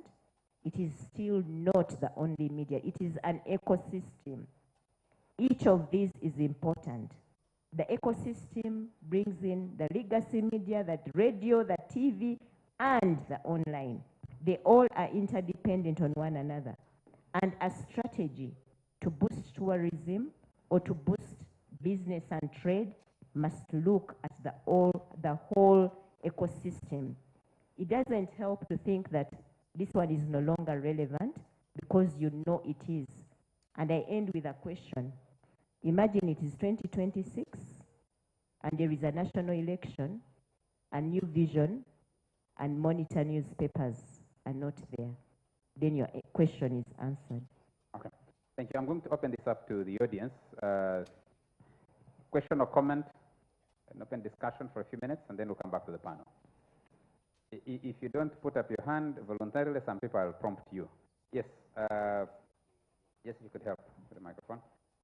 Let's start with the gentleman there, and then we'll come, and the lady, and then we'll come to Joachim here. Keep it straight and simple. Thank you. Your name and the media house organization you represent, and then your question or comment. Thank you very much, sir. Actually, my question, I'm Akela Bismarisha from the Spy Uganda. My question is, when we talk about crafting the headlines, right, in order to produce positive stories,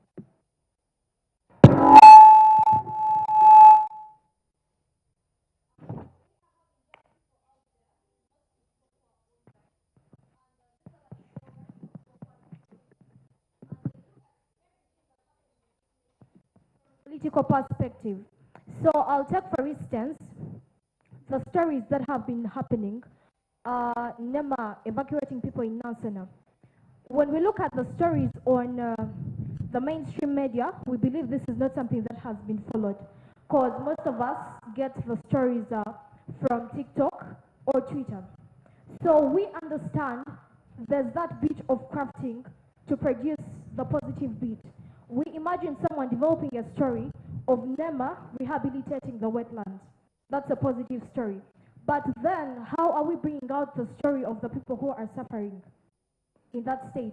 We've had mothers, one of the persons who was affected talked about how she was evicted and lost most of her property inside. I think she had something like a shop because she was talking about flasks and the rest. We've had people who are coming out to complain, and if these stories were not on like TikTok, we wouldn't have people who are coming out to offer land to these people, just because maybe we are looking at the perspective of NEMA rehabilitating these wetlands. So how are we putting the voices of the people out there without it being so negative against the government, and then putting out the positive part of what government is doing? Because the people who are looking at everything from a political perspective, they are going to make sure that the government is down. Actually, that's their main focus. Thank you very much. Thank you. I think that's an important question. Yes, sir. Yes, thank you. I don't know who you wanted to answer that question from the panel, but I think each one of them will make an attempt. Any specific person? Sarah. Okay. Yes, thank you. My name is Yebe Lam Anthony, and I work with Uganda Catholic Television. My question would go to all the panelists. How do we craft Uganda's media positivity when there is lack of communication, coordination from government agencies? You have GCIC, you have Media Center, you have Ministry of ICT. Sometimes things are happening and there is lack of information to be shared with the media out there. And then everyone goes on his own. It's really consistent that there is lack of coordination among government agencies and the ministries to make sure that if there is something out, an incident has occurred, there's an official response from me, and I think we need to address this, because if we don't address this, there won't be any time to handle such cases. Thank you. Thank you very much. Can I have the microphone come to Joachim? Yes.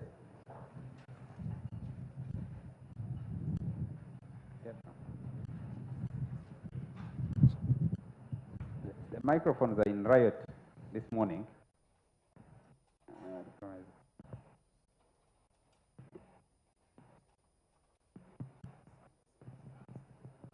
Thank you so much. Morning, everybody. Honorable Minister. Of course, the main question which was put to us is about the poor image of the country outside. And I last studied the physics many years ago, but I think image is a reflection of object. So I think we need to fix the object. If we put an elephant somewhere before the mirror, we shall not see a chicken in the mirror. So there are those who are responsible for what is the biggest negative story on Uganda out there today. Maybe people being sanctioned. So I don't know what legacy media can do about that. So let everybody do their part, as we said. And good, now the government is here. I think if you have to do bad, maybe make sure you're not discovered. Yeah. If you need to do bad, make sure it remains, it was buried with you. So let that message go out there. We are not priests to preach to people not to do bad, but those who intend to do bad should be told to make sure they are not discovered. There's no way you can prevent that one going out there. However, our business, and we are looking for a strategy to get the good out about this country. There is plenty of good, and I think what we need, Ndugu Watasa, is to ensure that this information, first of all, is digested and availed readily, maybe in the beginning, to select players and ultimately to everybody. One of us, Sarah, mentioned about debt. Are we in a debt crisis or not? I disagree, Sarah. I think we have a problem. You are quoting Ramadan that the situation is okay. But so we need to get a very synthesized and defendable position from the government, from ICT ministry, so that we present it as it is. Because if the debt, we are struggling to service the debt, when the principal becomes due, which is not very far off, which it will be a different story. So let us have the information clearly explained, and then it can be put out there. But there is an enormous lot of good in our country. We are aware of it, but let us strategically put it out. Thank you. You raise an interesting thing about the date. If government figures are saying 47, our debt to GDP is at 47%. The dangerous threshold is 52%, isn't it? Meaning that you're effectively about 5 percentage points below. But you're screaming and saying Uganda is wallowing in a debt crisis. Is it actually wallowing in a debt crisis? Who's responsible for bringing out the actual image? Because there's perception on one side, there are the facts on the other. Yes, let the correct position be arrived at by the experts in government, then through Ndugu Chris Parayomosi will get the accurate picture, and we have one voice out there when we are describing our country. Okay. Yes, sir. The spy. Thank you very much, Mr. Charles Mwangusha.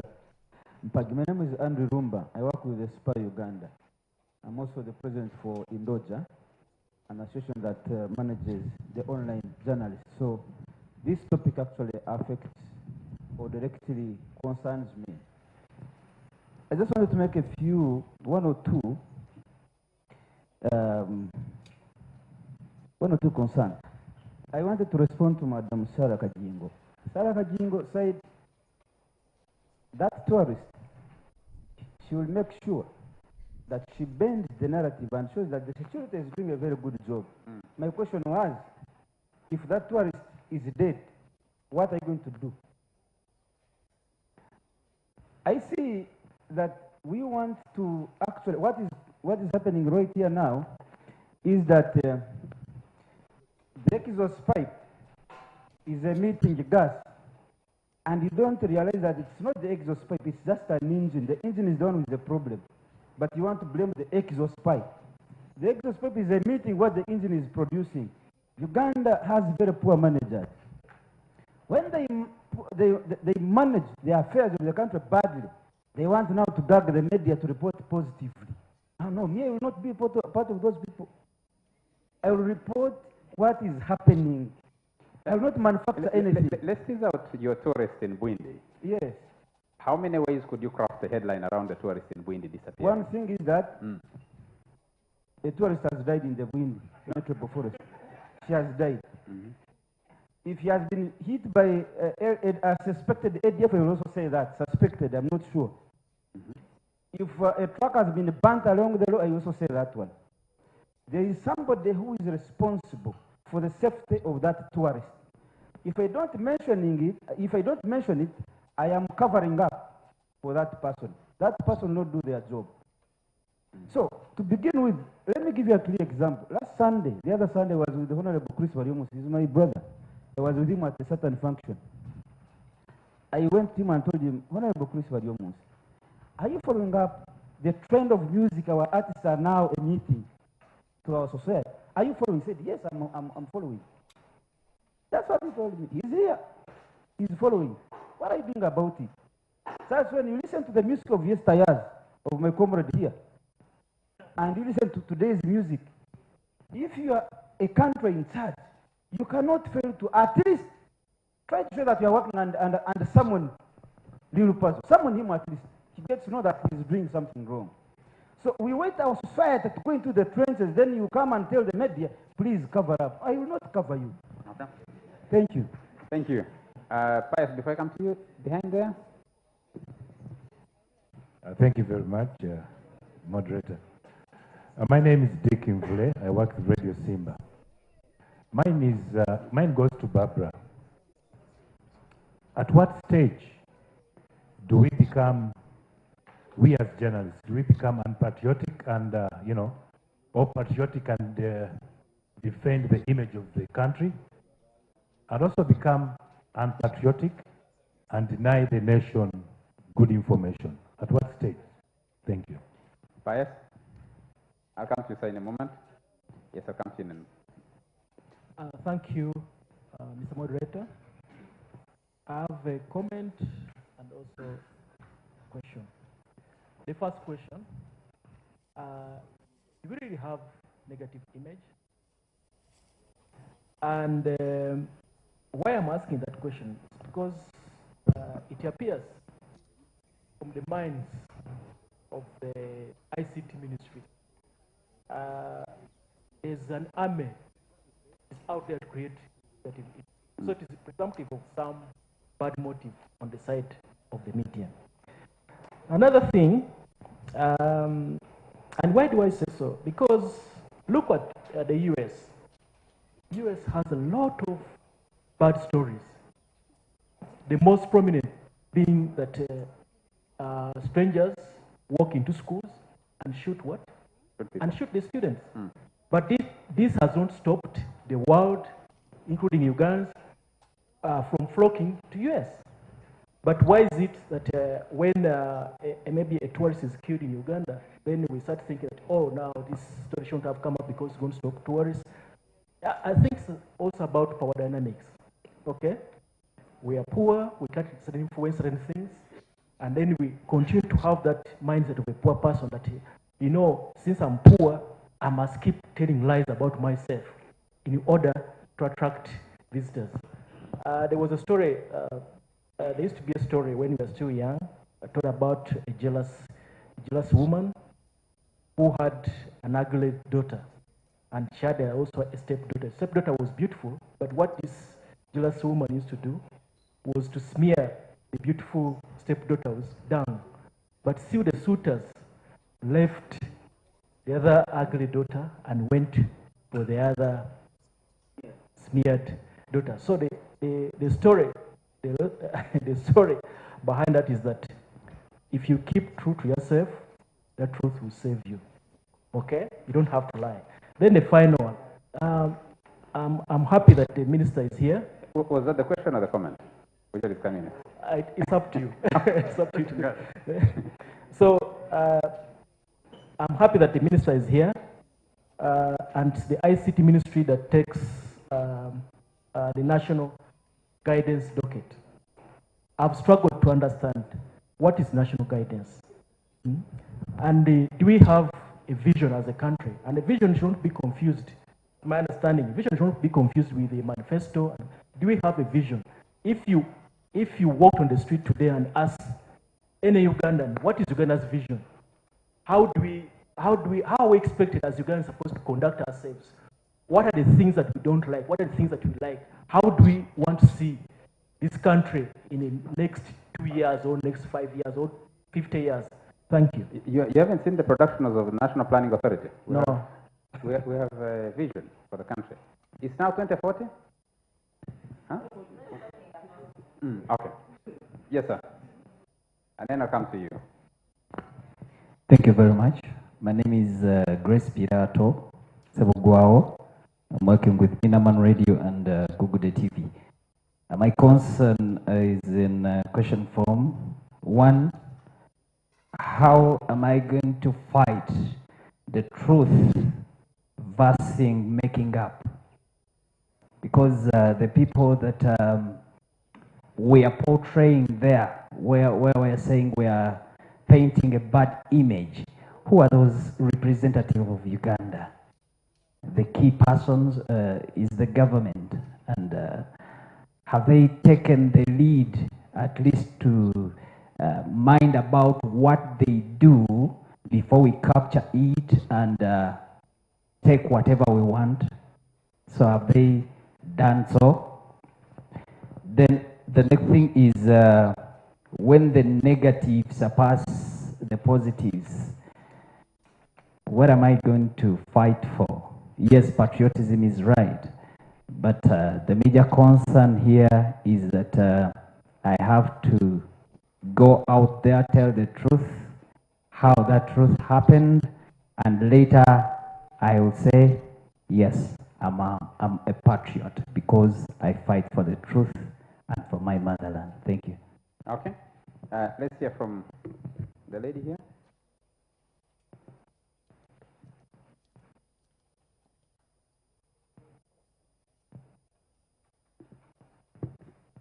Thank you very much.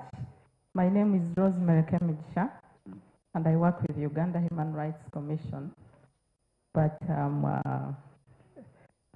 an ex-journalist, if that exists.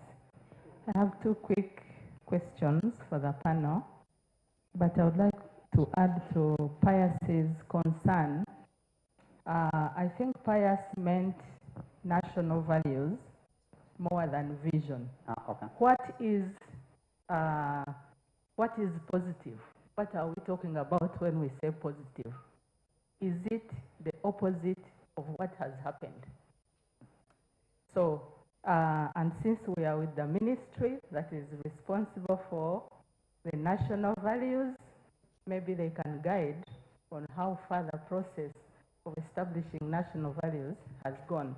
Because we know that during the chaos in the elections in Kenya, it was actually the national values that helped the media to take a position to prevent the country from sinking into, much worse chaos than we saw.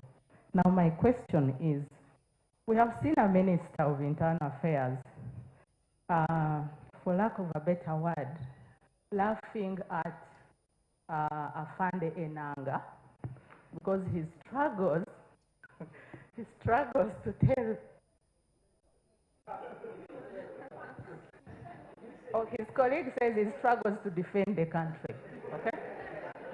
So, my question is, do we have consistency and trust within the sources of this information we are talking about. We get information from different sources, and sometimes it is even contradictory. But these are official sources of information. So, are we putting the cat before the horse? Rosemary, do you want to call that sources or official communicators? Official communicators. Is the communication from government coherent, consistent, and conscious of what it is communicating before you even get, because as journalists we'll get our own sources, but there is the official channels. So Marcella there, Banonyango here, the team with Enanga, the team up at Ministry of Defense, and the others who communicate government. There are also sources as far as I'm concerned. Okay. Because sometimes you get your tip and you cross-check it with them. With Mr. Afande Onyango here or Enanga. So in a way, they are official communicators, but they are also sources of the information we use. So how do we trust the sources of this information? How consistent are these sources? If Afande Enanga has lied to us today, how can we trust what he will tell us tomorrow? Lastly, can this conversation be held without us discussing the welfare of the media? Ms. Sarah here lightly confessed that she was struggling with having readers, and I believe that is part of the sources of revenue. If you don't have readership, if you don't have followers, if you don't have buyers, then your business is in problems. Thank you. So how do we hold this conversation? Why do we remember the media when there is some bit of crisis, but we don't delve into the deep, the elephant in the room? Yes. How do they survive? They sell negative media because they are selling. Thank you. Thank you. The last comment, I think there. Yes, last one will be that, because we need to wrap this up. Hello, Mike is my name, and I work with UBC as a senior camera person. I picked interest in what Madame Kaja was talking about. I feel like we are kind of downplaying the role of social media, and people are looking at it as something simple. She says mainstream drives the narrative, and indeed this is an issue of the narrative. I don't know how many people in this day and era, because we're in the information age, I don't know how many people in this day and era take time to watch TV and listen to radio as it used to be those days, unlike it is today. Many of us pick these stories off of social media. There is a TV program airing on TV, and then there is a clip cut out and a narrative driven off of that, 30 seconds of a clip. And that's what's going to move. I'll give an example of the recent Uganda Airlines clip that is moving of our aircraft in India. A kid sat down and edited something, and there was fire in the engine. And it's moved, and people think it's real. I want to ask the media people here, who of you took time to go and counter that? I bet none. You get? But this was cut by a kid on TikTok. That social media drives the narrative in this way. The travel advisories from the embassies. This lady here was saying, tourists take this information off of the internet. Yes, indeed they do. Someone wants to come to Uganda, they're going to go and check on the American Embassy travel advisory, and they will be like, what is happening in Uganda? Whatever they post there, that's the final truth. If the ADF are somewhere, and they're actually not in Uganda, but just on the borders, that is enough for them to say, I cancel my trip to Uganda because it's in proximity.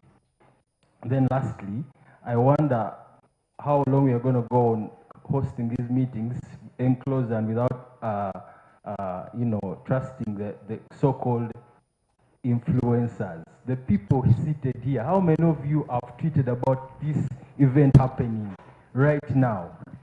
You go on the ministry page, see how many retweets. You count the people seated here. and you go on the ministry page, check how many people have retweeted this event going on here. That's the role of the influencers. One influencer would make this event get known, and the topics discussed here are very important. The world needs to know. Ugandans need to know what we're talking about here. Just before you drop the microphone, I know someone will answer you from here.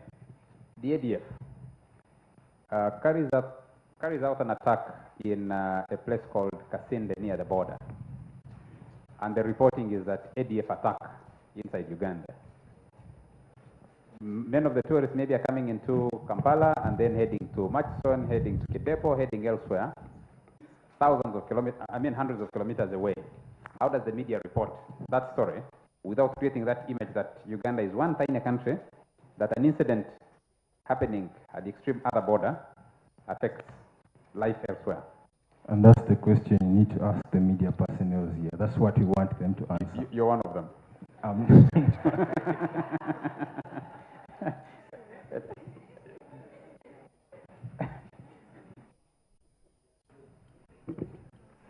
Good morning, ladies and gentlemen. My name is Innocent Nahape. I happen to lead the National Association of Broadcasters, where a lot of the fingers are now pointing, essentially, we who do broadcast. In the interest of time, I'll just keep it brief. We might be looking at media stories,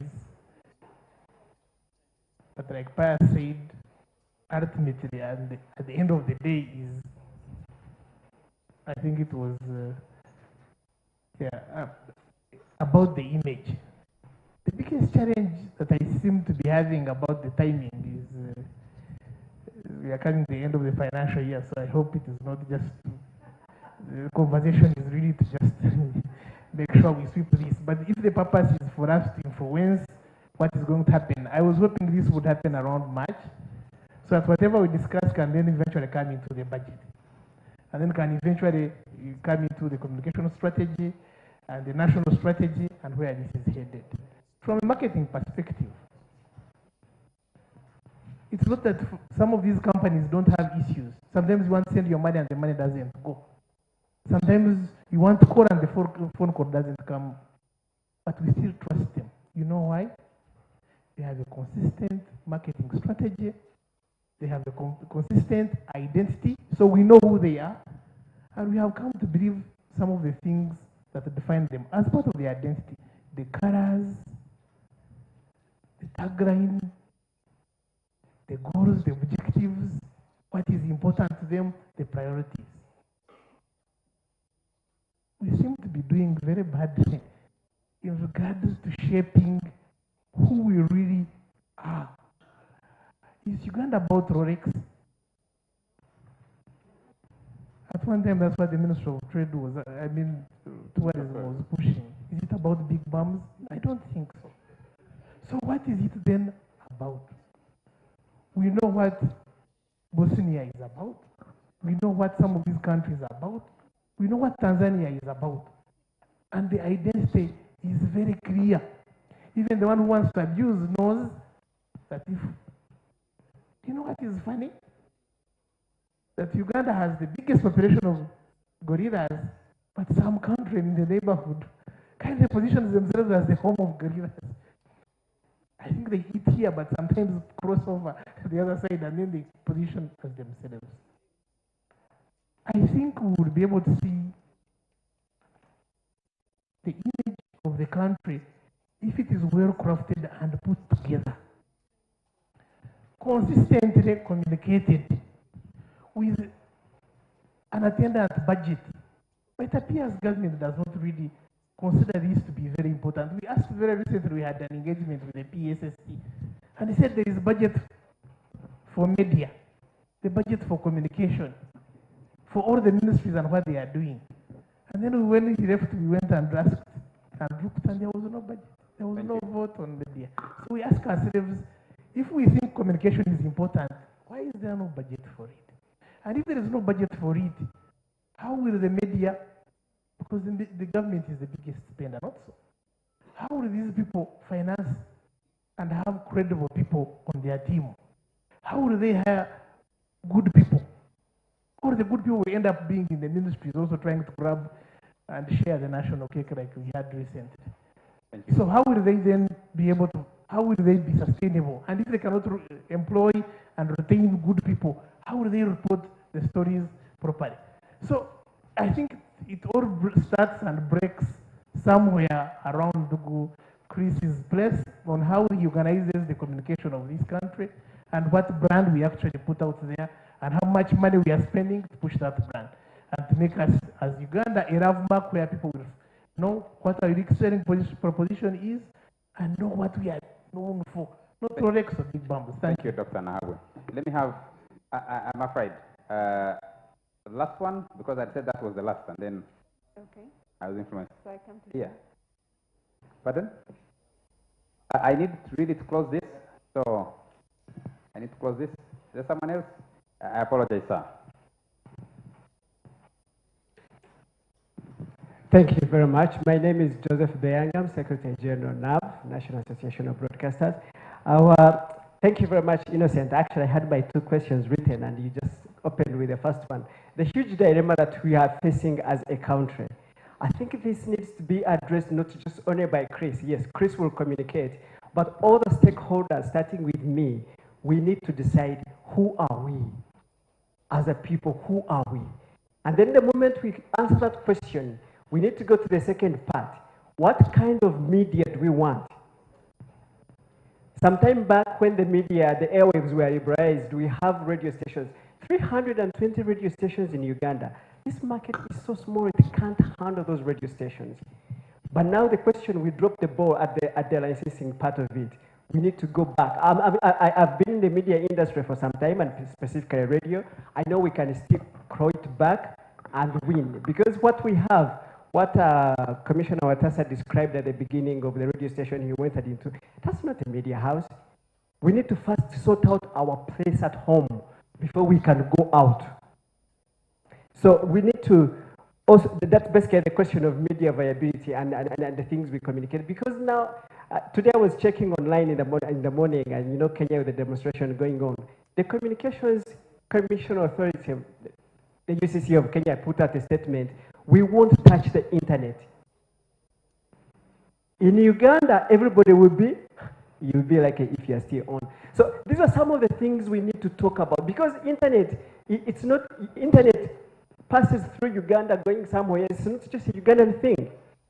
There are people in the other parts of the world who want to reach Uganda through the internet. If you take it off, you are touching a global property.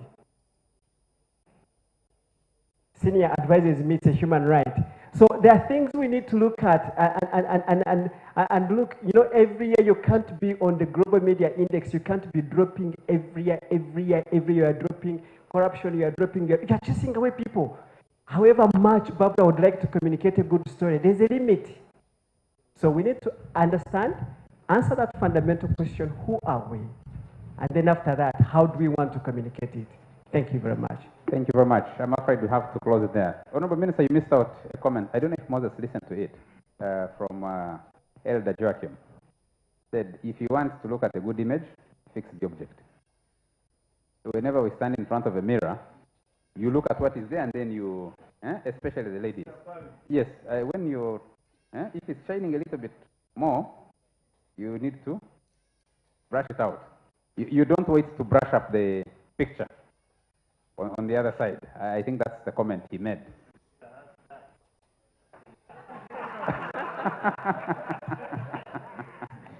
So is it the mirror, is it the object? To get a good image. We're looking for a good image.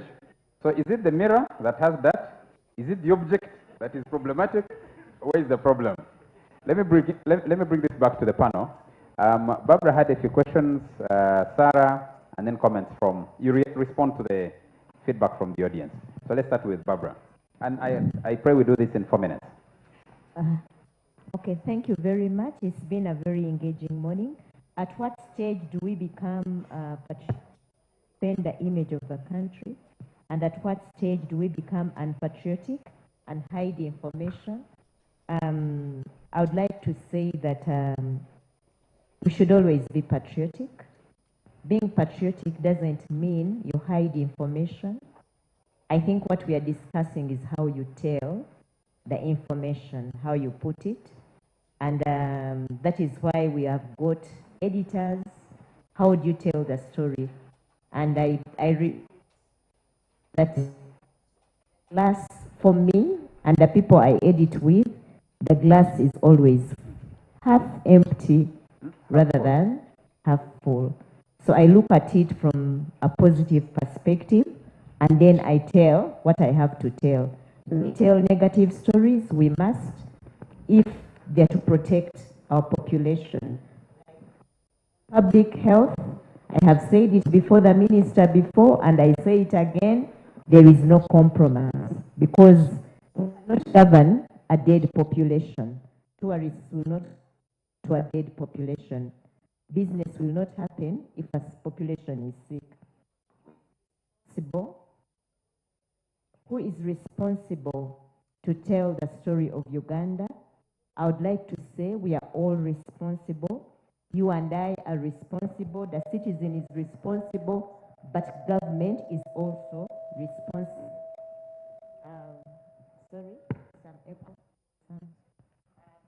When NAM and G77 happened, and I'm sure the Ministry of ICT does appreciate this, the media in Uganda actually told Uganda's story very beautifully without a budget.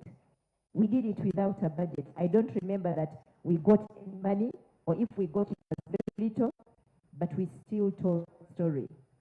That actually shows that the media in Uganda, especially the legacy media, is a very, very positive. Changing consumer habits.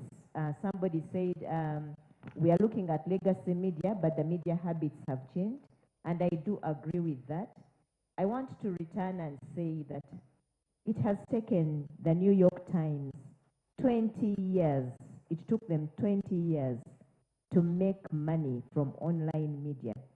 And that is in an America, they started in 1992, retrogressed a bit, came back in 1995, and it's only recently that they began making money online.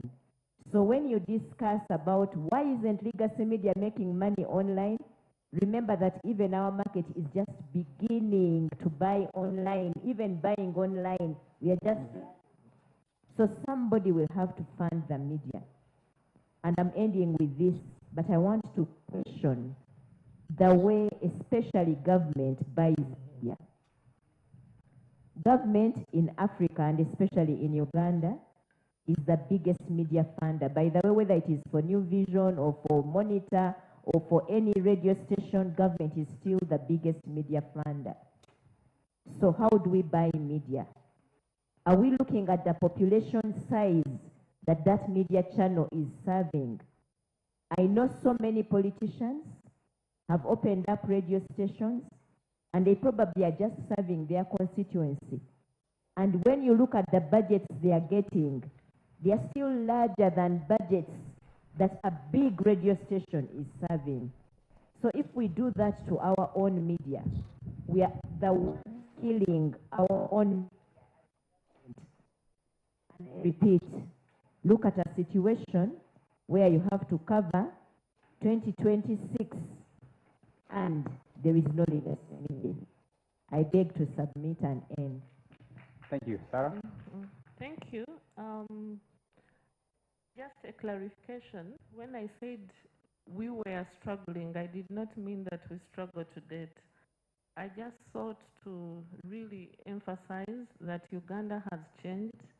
If Giles publishes a negative story and I publish a tourism-related story, Ugandans will be dashing to chimp reports and ignoring us. But the years have also proven, just like our senior Barbara Keija has said, that soft power has grown on the basis of positive news.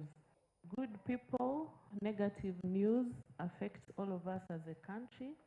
Each time we have those screaming negative headlines, tourists cancel, I am a member of the tourism think tank, very active in the tourism sector. Tour operators, some even take to ranting on social media. You have seen Amos Wekesa, and he's just a representative of more than 500 tour operators.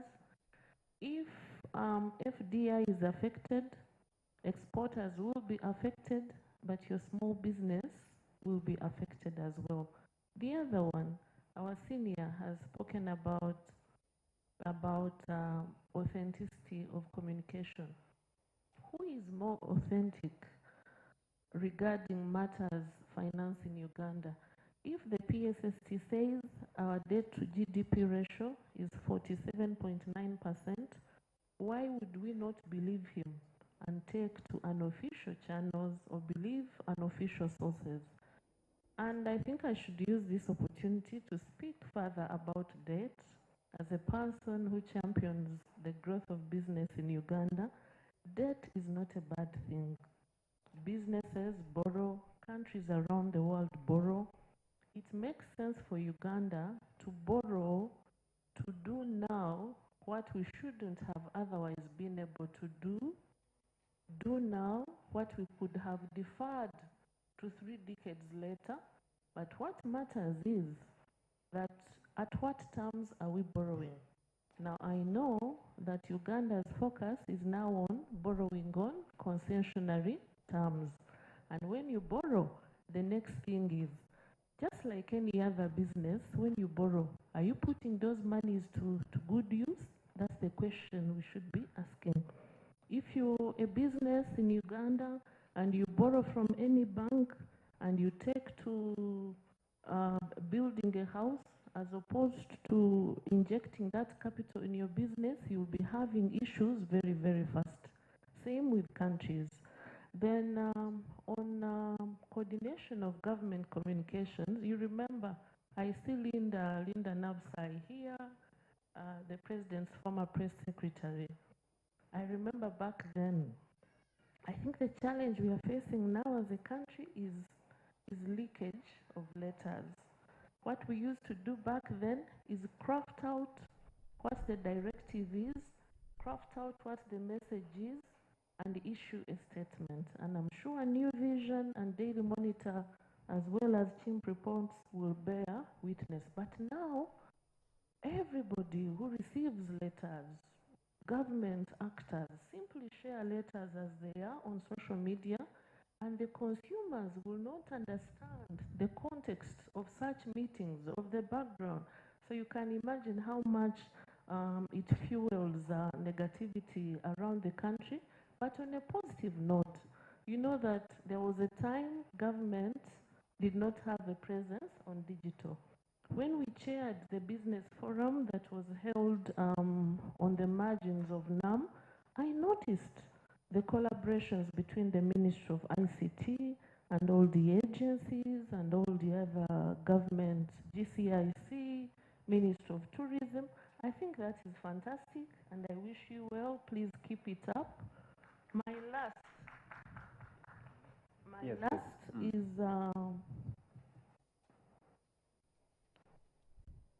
yeah, I've spoken about leakage of letters. My last, because somebody asked, I think it was Akelo and Spy. They asked, if a tourist has died and they have actually died, why don't we state that the tourists have died? I think we really need to agree that we have a country that we call home. The only country we call home is what? Uganda. If things fall apart in Uganda, each one of us will be what? Affected. So this is what soft power does. When the tourism got lost in the jungles, we published a headline, tourism sites remain safe, security liaises to find the missing tourist. If you say the tourist is dead and the vehicles are getting burnt, you put the entire country on fire. But of course your concerns are valid. If indeed, after this fantastic search by our great forces, leads to a confirmation that a tourist has actually died, that's when our government actors in Ministry of Foreign Affairs, in the spokesperson or Minister of ICT will now take the matters. No, please listen, because you see, for me, actually, Barbara was right. I can see two perspectives in this room. A perspective of the strategic communicators and the perspective of a media, a digital news outlet focused on running away with the stories, generate traffic to those stories. And you recall I told you earlier that I'm still struggling to date at soft power. My team will say, please allow us to publish all these stories, but I won't. Fortunately, they have come around, and indeed soft power has grown on the basis of positive stories. But what we therefore need to do as a country is be on the offensive. And before Andrew cut me short, I was just about to say that, because I was about to cut you short myself. Give me 1 minute, please. That when you get to that point and the tourist has actually been found dead, the conversation then goes offline. Our government actors in diplomacy, our spokesperson will then engage the family of the tourist empathetically, and that too should be communicated. The other one, Honorable Minister and good people, when we grew up, there was something called Ubuntu. I'm sure each of our languages and dialects have Ubuntu. Whenever I attend an engagement these days to be taken through soft skills, you know what the soft skills are? Do communicate this way, do not talk at each other, foster teamwork. Was this not our Ubuntu? I recall many years ago that we were always told that when you're speaking, yogeza akawowo, yogeza akawowo. Speak in a manner that does not disenchant the receiver of your message. So just like our senior Barbara said, the matters we are discussing here today will require a multi-pronged approach. I remember back then in school in Namagunga, we had social graces, so we'll have to go back to our schools, foster social graces. But also my last one is to encourage government, even if I don't speak again, that our constitution provides for dissent. That online dissent is not illegitimate. It's actually legitimate. What matters is how you respond. Engage the online dissenters, take their feedback, but above all, act on it. Thank you very much. Thank you. Alex, pass the microphone to Alex. You. Thank you, Charles. I think there was a question from Lam Anthony from the Uganda Catholic Television about lack of centralized authority when it comes to journalism and journalism practice. I think that has to do with, I think there's a historical resistance to regulation in this country because of maybe how the laws were introduced, specifically the Press and Journalism Act of 1995. Maybe we need to come together as industry players, as regulators, as other stakeholders, and agree that regulation is good, and then also agree on what kind of regulation do we want. But I'm afraid that when these initiatives come, the politicians will hijack, for example, the legal processes, and then seek to introduce laws to to punish people and then we shall go back to square one. But we need to agree that regulation is good and then also agree on what kind of regulation we need. And then lastly, I will say that the media will not be responsible for a bad image of the country, because the media will always, in theory and in practice, will always act in public interest. If we do not fix what the public interest issues, and then there's no point in trying to point fingers at the media. Thank you. Giles?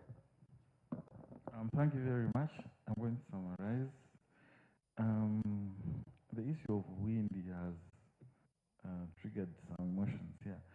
But what I see with other countries like United States, when there's a shooting at a school, what happens? What I would call an area DPC immediately calls a press conference, provides accurate information about the attack, and explains the measures that authorities are taking to protect the school, to counsel families that have been affected, and also protect other schools.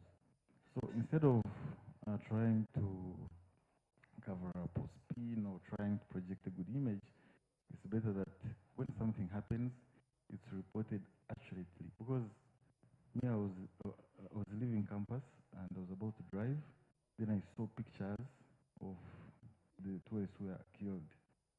And what happens? They were over. They were viral. So even if you say the tourist is missing, people will already have seen the truth. They will see you as covering up. Lastly, on the lack of coordination in government agencies,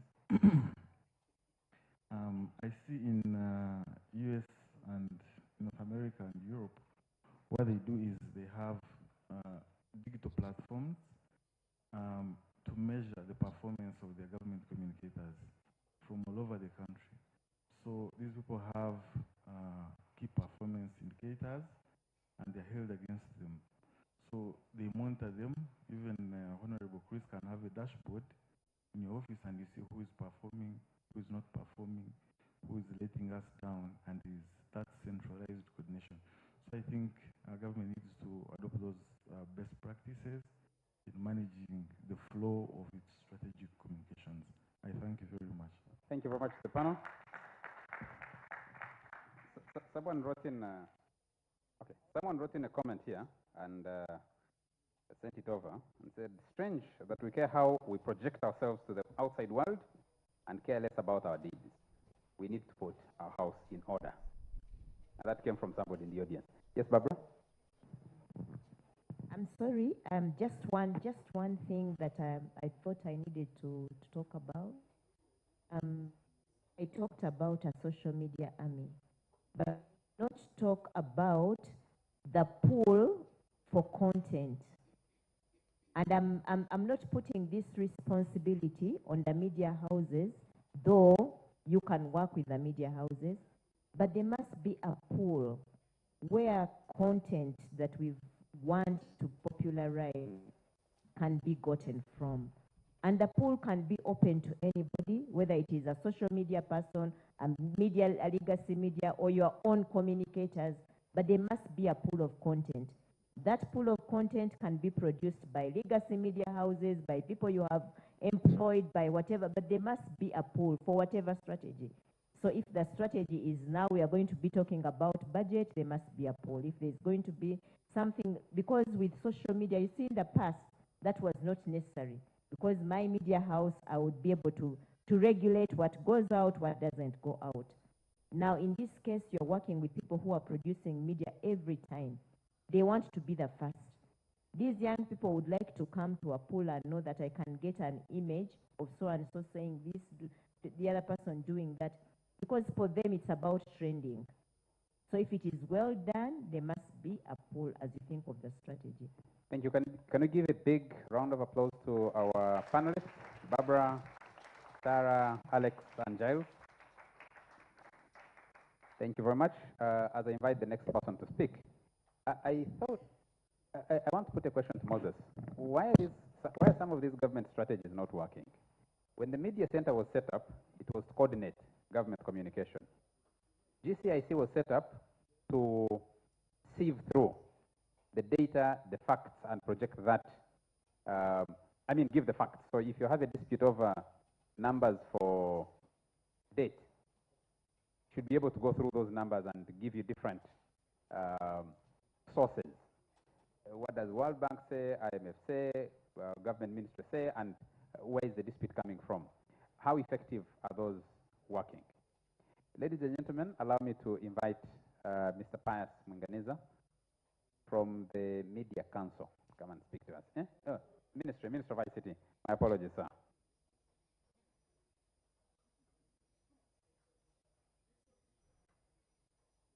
Thank you very much, Charles.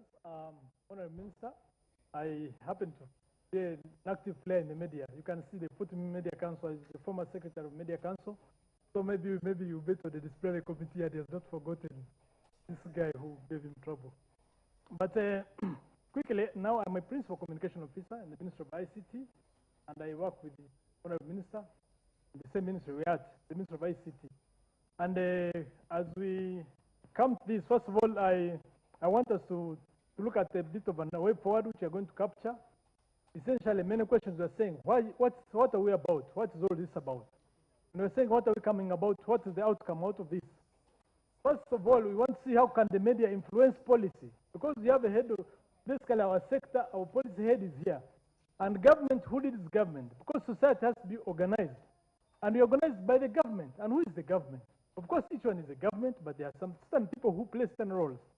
So quickly, I wanted us to look at some of the areas, pointers which were raised, and we allocate issues of who is responsible for what. And I can explain a little bit why. One of the challenges where I can see from National Broadcasting Association, they're saying about budget and financing. Communication has been difficult to make something to measure in terms of, if you go to economists and planners, they say, what's your output? How do we measure your impact? How do we measure all these issues? And then you end up with the low budget. And I'm sure this is one of the biggest challenges we've been having.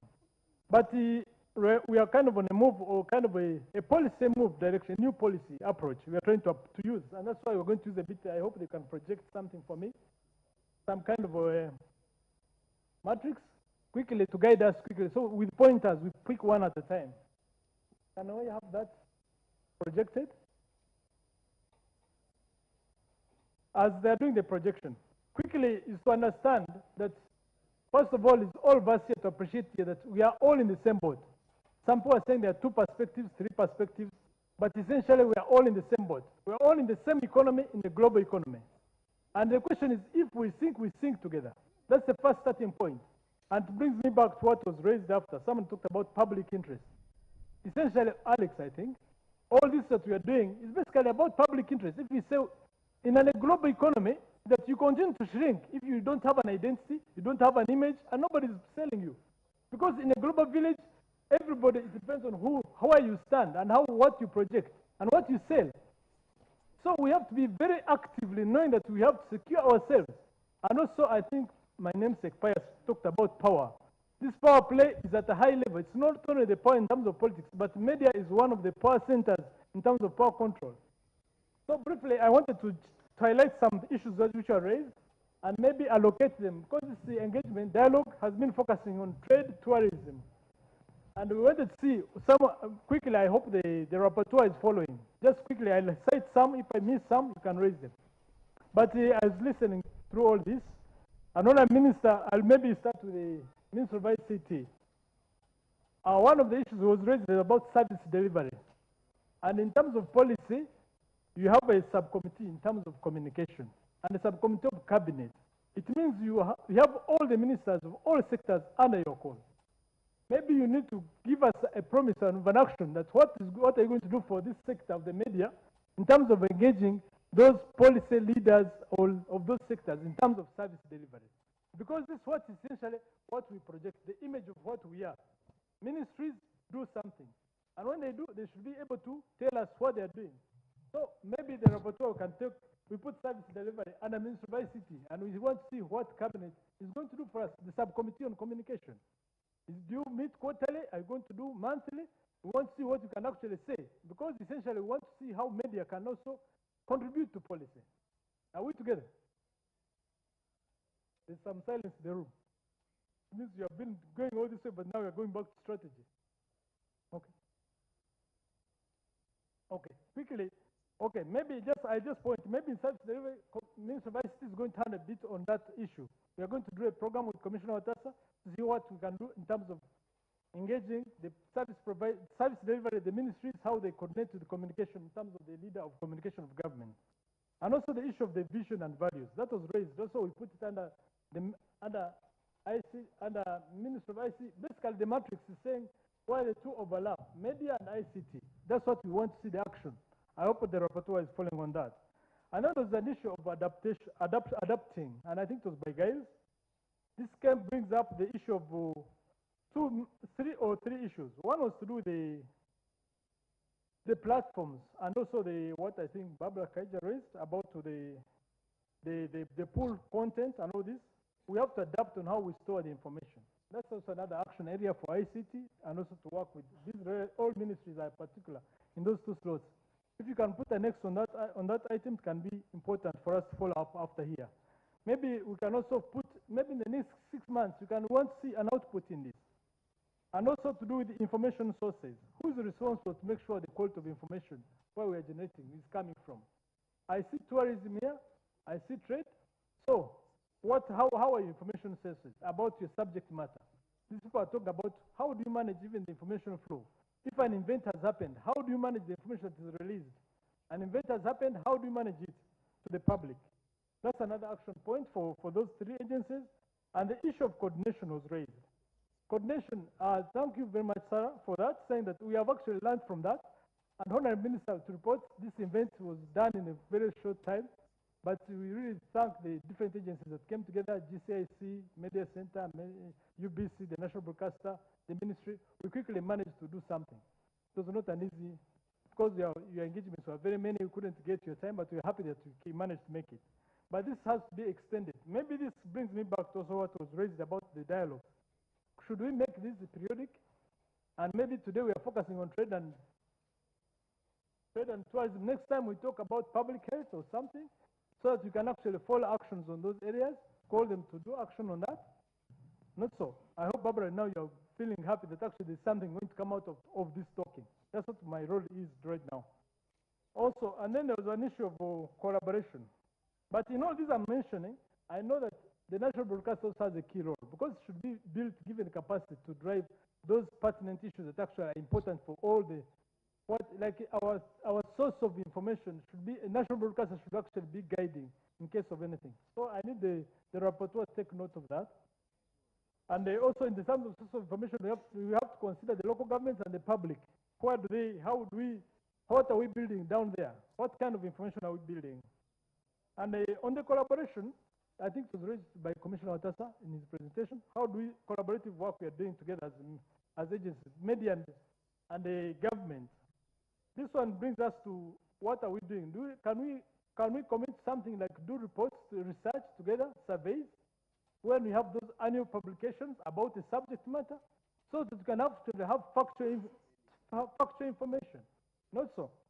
That's what I was hearing. And also I think it was Giles who mentioned that the issue of analytics, data analytics. Maybe we need to do a joint together in a collaborative way. How do we analyze this data and how are we collecting it? Because the data that actually statistics has is different from the data maybe you need. The media we use. Media is our input. It's the output, but it's our input. So we also analyze it at a different level. Not so? Okay. And then the issue of identity. The identity, somebody was raising an issue of identity. How do we maintain our identity? Does this go with values? It's linked. I'm asking Pius who raised the matter. So we put our identity to do with values. National guidance, I hope the commissioner, I saw the principal communication, national guidance officer here. So you need to take note of this, but also the rapporteur, please take note of that. And with that, Honourable Minister, I hope if there's something I've raised, you would like to raise, and the public, you can point it out, and quickly I close this part of the way forward. And Any area you feel that you should capture in this matrix for action, for follow-up? Excellent. This, for my part, is just very precise. It's not going to give narratives. Okay, quickly.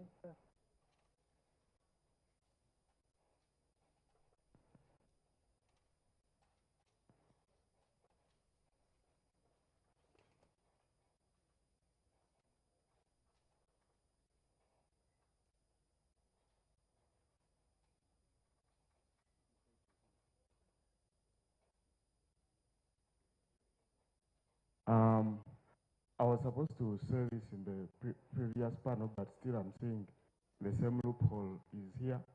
The issue of the environment, the media does not cover a lot about issues of the environment. And as you've seen, the current challenge of people being removed from the wetlands and the existing law concerning the wetlands, but people are still refusing to live, saying they have rights that come with that. And the media has, for a long time, not reported accurately about the environment. For example, in today's New Vision, it's saying that over 1,200 land titles are going to be removed by NEMA. Yet that is a responsibility of the Ministry of Lands. There's no way it comes into issues of the land. So I think the issues of the environment and where the world is going globally, that is something that we need to focus on, sustainable development. I think even Sarah must have hit on it while she was on the panel. Unfortunately, it has been neglected. Thank you very much. Thank you. Maybe we can capture it at this level. Commissioner Watasa, ICT, when you're doing the periodic, we can actually put those items. Now we are dealing with the trade and tourism. Next time we can propose tourism, environment, and other sectors. So I'd like to thank you all for listening to me, and I'd like to invite Commissioner Watasa to invite the Honorable.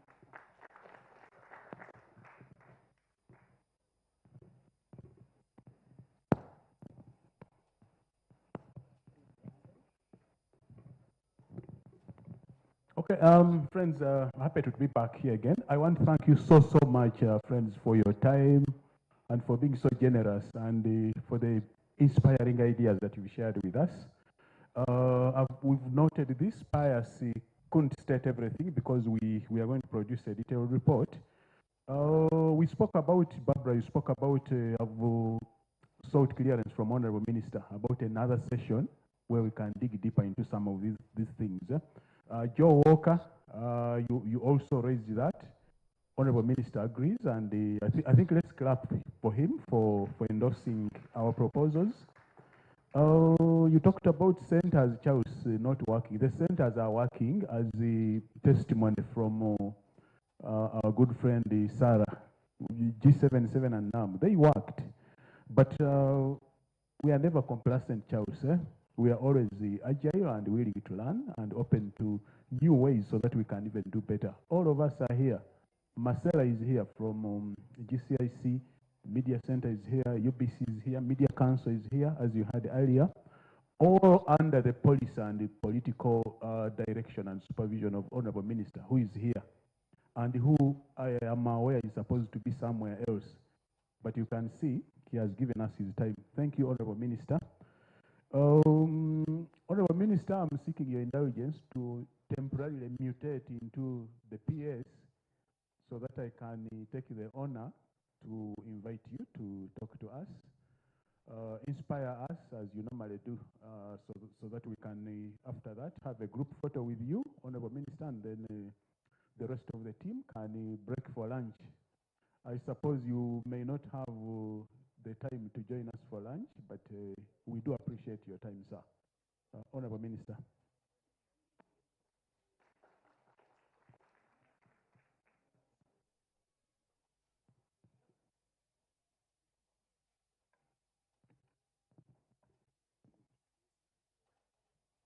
Thank you very much.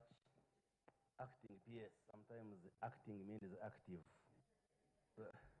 Thank you very much, Commissioner Watasa, and all of you distinguished participants.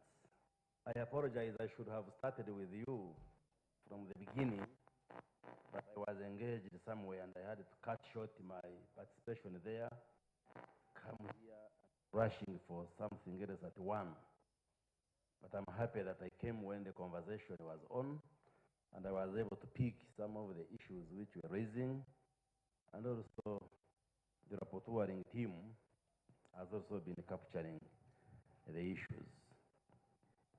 Let me start by answering a question. Somebody said, is it because the end of the financial year and you are trying to exhaust the budget? No.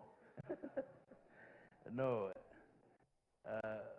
There have been concerns from various partners, including the cabinet, about the work of the media. And therefore, we scheduled to have this engagement. And I think from the discussion, we are going to have many more engagements so that we understand each other and be able to continue to do a good work in cross partnership. And therefore, it's not because we are trying to exhaust the budget because the financial year is ending, but because we thought an engagement between our ministry and you, the media actors, is extremely important. In any case, we don't have a budget, that we have a balance as the year ends. Let me start by thanking the media generally for the good work that you do in Uganda. And you can clap for it. Because I could as well have started by admonishing you, but you are doing a very good job in Uganda, the media. And the media is part and parcel of what Uganda is today. So we cannot wish you away. You are part of society. I also want to thank the Department of Communication, headed by our Commissioner, Watasa, for organizing this engagement, and appreciate all of you who have spared time to come and be here, because today is Tuesday, it's a working day. Maybe you had the other engagements, but you spared time and you are here since morning. So I want to say thank you very much.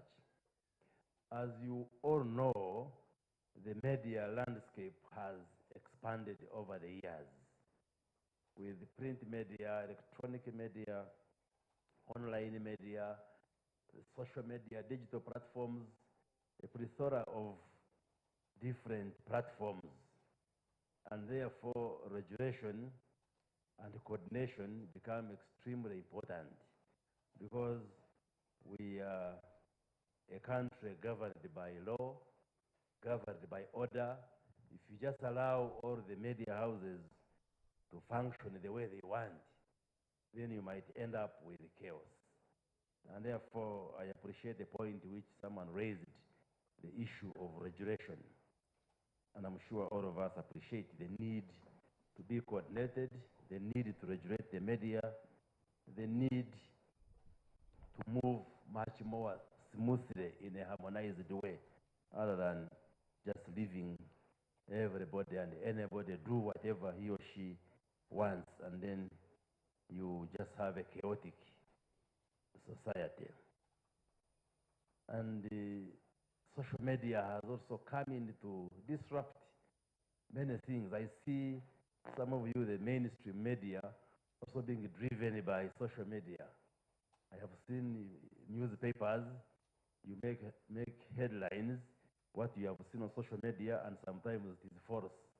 I don't want to name which newspaper.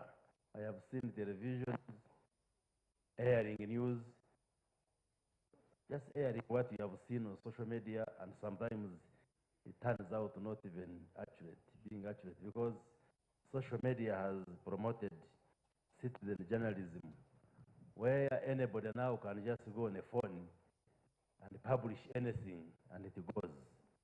And that speaks to necessity for stronger regulation of the media, including the social media, because at least the print media, the broadcast media, it is, you have editors who go through stories before they are published. But with social media, anything goes. Now, you spoke about how government coordinates communication. Yes, we have taken note of the concerns that you are raising. I think you are raising questions, you are giving pieces of advice, and we have taken note of all the proposals and your concerns. And as a ministry, we shall definitely try to continue to improve.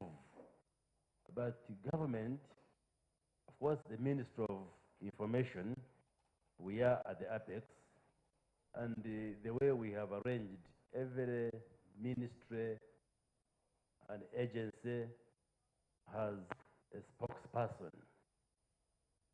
And also in the local governments, we have district information officers all over the country who are supposed to be able to inform the country in their specific areas, but with the ministry providing overall guidance. And of course, the Uganda Media Center is under the Ministry of Information. But we take note of the concerns you are raising, and we shall continue to strive to improve the way we manage coordination.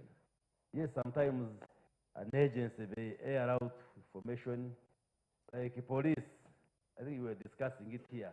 When the suspected ADF killed journalists in Katwe Kabatoro, Kasese, immediately the pictures, somebody took pictures, and I think also police tweeted them. Then again, we're getting calls from the tourism sector. Now, what is this?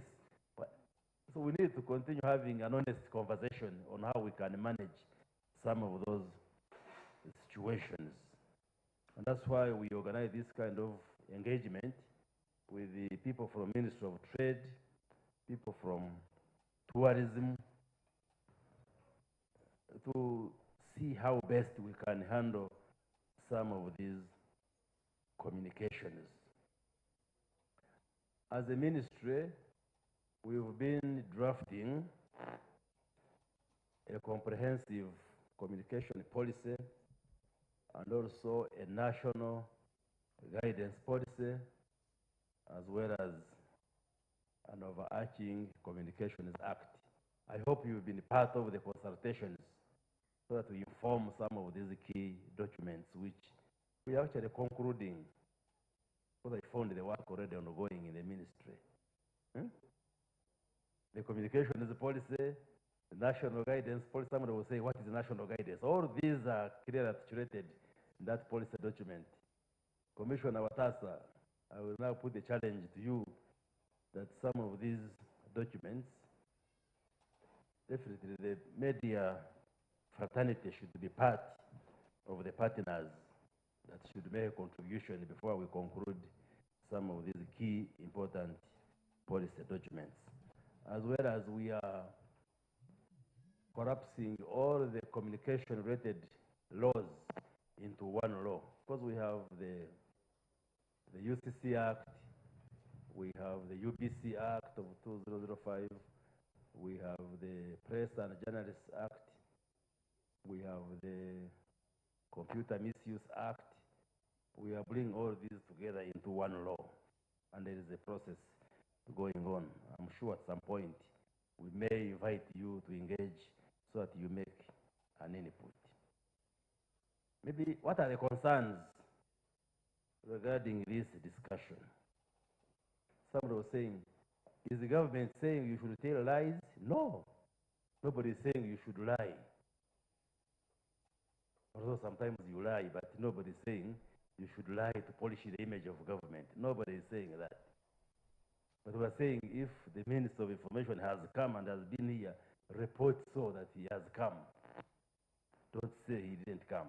Now, the issue is that we would want you to be accurate and to be factual. I always challenge Monitor. Their theme is truth always. And I will ask them, are you sure you are telling the truth always? So we want you to be accurate, to be factual, but the issue of patriotism is maybe where we are centering this discussion on. Patriotism, in simple terms, means love for your country. I lived in the US for some time in the early 2000s. There are states, there is a state towards Canada.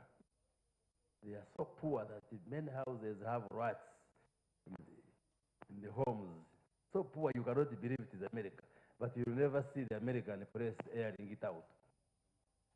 When I was the Minister of State for Housing, we were taken to Germany to look at the homeless, people who have no homes and they live on the streets and they are in very dire situations. But you will never see the German media airing it out. For you, sitting here, you will think Germany is heaven. But it's the other part of Germany which you will never see outside. And that's the point we are driving. Yes, we're not saying we gag you or you falsify information, but how do you package your message? You give out the message, but without damaging the image of the country, you being a Ugandan. I think that's the question that we are grappling with. For instance, I think that example had been given where towards Chogam, I think there was a New Vision, Barbara, which said the Kampala water is full of feces. So what are you trying to say? That we run away and we don't take the water, or people should not come here to take the water? And that one raises two issues. The first one is the issue of patriotic reporting, but also the other one is whether you actually know what you are reporting. Because I think you also have a challenge of translating scientific information into stories. The other day there was a report about aflatoxins. You just hear scientists from Makerere make a presentation about his research. And then for us who are scientists, when we read the story, you say, this journalist never understood what the professor was presenting. You see just some observations from the researcher, then you generalize. All the grains in Uganda have toxins. Whereas actually the findings do not mean that. Or like that issue of feces, maybe they have tested some water sample from somewhere and find some bacteria. There's a bacteria called the Escherichia coli. They just report that and they say that one is usually transmitted through stools. And then for you generalize, you say all the water has feces. So two elements, the patriotic aspect, but also the knowledge, the ability to understand what you are reporting are those issues. I heard somebody ask you, now do you want to leave people in Kampala to consume that water and they get diseased? But by reporting as a headline, have you solved the issue? Why wouldn't you give that information to Minister of Health?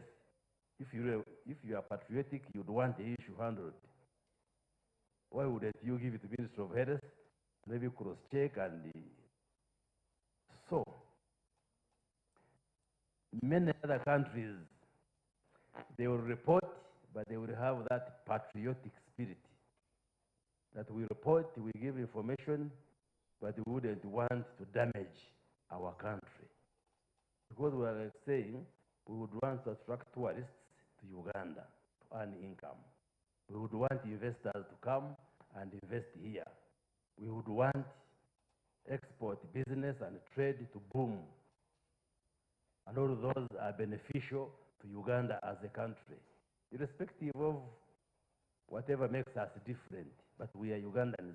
So you as a journalist, you as a media practitioner, how do you do your work of reporting, but mindful of the fact that you wouldn't want to damage the image of Uganda?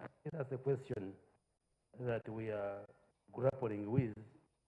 And as agreed, I think we shall have many more engagements and see how best we can work together. But nobody is saying you should tell lies, you should falsify. No, nobody is saying that.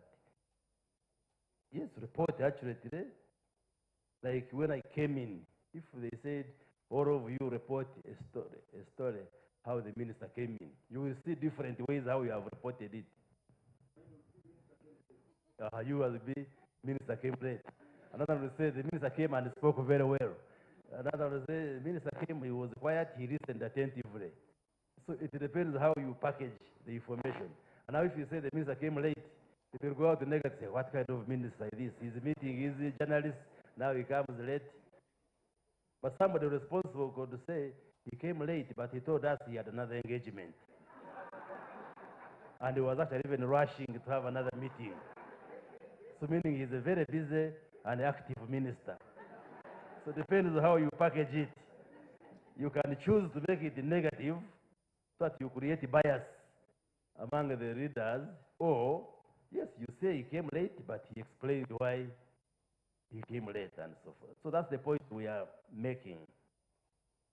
But the others who will say he never came at all, our Ugandan journalists, our Ugandan media, there will be those who say, I never saw him, he never came. So that's the kind of patriotism that we talk about. And when you look at the media, you have repeatedly heard the president, for instance, describe the Monitor. Is it here? The Monitor, our friends from the Monitor, as an enemy of Uganda, of government, of the state. Because some media houses, at least to us who are out there, come out as if their editorial policy is anti-establishment. Is anti-establishment. You see, like the other time when the president invited members of cabinet and the Central Executive Committee to go to Kisozi. And now, one person during the conversation said for him he had not benefited from the support of the president. Then they explained that this man has just migrated into the village, but he will benefit in the second round. But the Monitor chose to say people in Chisozi have rejected the president's program. Now when I inquired, the journalist who wrote was not even there. He just got information from a third party. So that borders on irresponsibility. I said, what happened? He said, no, we waited for him, but he delayed, so the bus left him. So he never came to Chisozi. But I think somebody narrated to him what happened. And of all the things, he chose to pick one person who complained that he hadn't benefited. An explanation was given by the leader that he's a new migrant there, and he's scheduled to benefit from another phase. And yet there are very many good things which had happened there. So what do you call that one? Eh? No, some bias. So some of you have editorial bias. Some media houses sometimes appear like as if they are partisan, or they have a partisan position in our politics. And yet we would want you to be neutral. We're not saying you should be NRM, but neither should you be opposition. Just be the media. But I think a number of media houses are failing the test. We get hosted on media talk shows, and I'm not meaning Charles, because Charles is one of the people hosting me. But times you find you are there as a government, and you are with the opposition. Then the moderator gets swayed, and eventually his political colors come out as he moderates. As he moderates.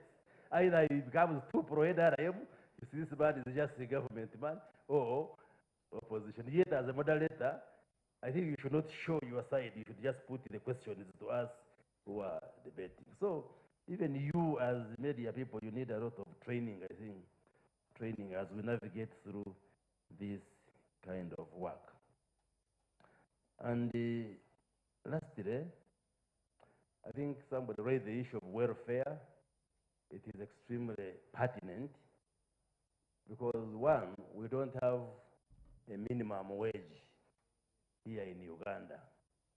And in most of the media houses are private sector owned. And NAB is here. I've always been engaging in NAB. That many journalists, media practitioners are poorly paid. The other day when we were giving food to people affected by lockdown, the first group which came to us were the media practitioners. Yes, They came to me because I was active. I was not yet Minister of ICT, but I was actively involved. And they said, some of us are paid per story. And we get stories from events. But the events are no more because there's a lockdown. So we cannot survive. It's the reality. They are paid if they are lucky. You post a story, if the story is published, you are paid. But in some cases, by the media owners. But also it goes to what somebody raised that when we opened up the space and we have 320 radio stations, didn't we open too much? Can our economy hold those many radios? Because I can tell you, many of the radio stations are struggling financially. You will find many of them are probably owned by politicians, and the only service they provide is a platform for the politician to talk to the people. But in terms of financials, probably they are having challenges. And it translates into, first of all, recruiting people who are not trained, and then paying them poorly, and it affects the quality of the service that the media gives us. So we have that huge challenge, and if you have a media practitioner who is poorly paid or not paid at all, then I can pay him to write to publish what I want. And this is what happens now, like the campaign season is coming in. A candidate who has money will just sponsor somebody to air out a story, whether false or accurate, as long as the other person has paid this young reporter. Those are issues which we must address and see how to clean the whole profession so that we can coexist, government and you, the media practitioners. But nobody is against the media. We're only saying, let's work together. Let's have platforms where these challenges can be discussed. You are raising like issues of the budget. How do we support you? When we have resources, we do support you. Like during COVID, I think government gave support to media houses. The other time I was being confronted at the media center when UCC said you must air the message of the president on the census. I said, but the census is planned for 10 years. Why didn't you include the budget for those kind of announcements? These are issues we shall continue to engage with you. We have no problem supporting you when the resources are available. Now, since we have agreed that we shall have many more engagements, let me just pause my remarks here. But once again, would like to thank you. We take note of the concerns and issues you are raising extremely seriously, where we need to improve as government, especially in terms of coordination, sharing information, being sources of information, we shall definitely improve. But on your side also, you see like the issue of debt, I think somebody correctly put it. If the Secretary of the Treasury has told you the debt GDP ratio is at 47, and then you are disputing it, what is your alternative information and where are you getting it from? And then you say there is a debt crisis. And I think many journalists today are lazy. They don't read. And yet with the technology, you don't need a dictionary or an encyclopedia. You just go to the search engines and get all the information. If you look at, say, I was Googling the debt GDP ratio for various countries. Is Uganda the worst? No. Actually, Uganda is doing well. Look at Kenya. This is IMF figures. Kenya is at 67.3%. Malawi 66.7%. Germany 66.1%. Rwanda 64.4%. Philippines 60.9%.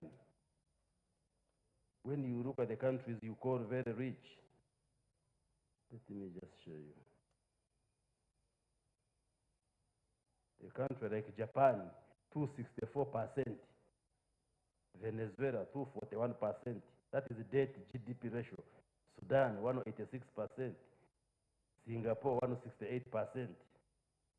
But when you say this as government, you say he's lying. But these are, I'm not the one who has written this. Even Uganda is there. So they're putting at 48 point something, but it's near the, actually it had reached 48 point something, but has now come down to about 47. So why do you say there is a debt crisis here? Are we able to repay our debts? Yes. That's why every budget that we read, we put in a component of paying back. Yes. So why do you say there is a debt crisis here? So it is either ignorance or just bias, just being biased. So I also challenge you to read. So what I would want, like in that case, is to be factual, to say Uganda is at 47. There are countries which are worse off in terms of that ratio. There are those even which are over 100%. So meaning, borrowing is not a problem in itself. The question is, are you able to pay back? Or the money that you are borrowing, are you putting it to good use to improve service delivery for Uganda? You can ask those questions. But for you now to say at 47%, it is a crisis. So how about those which are above 100%? So I also challenge you to be factual, but also do proper analysis without showing bias.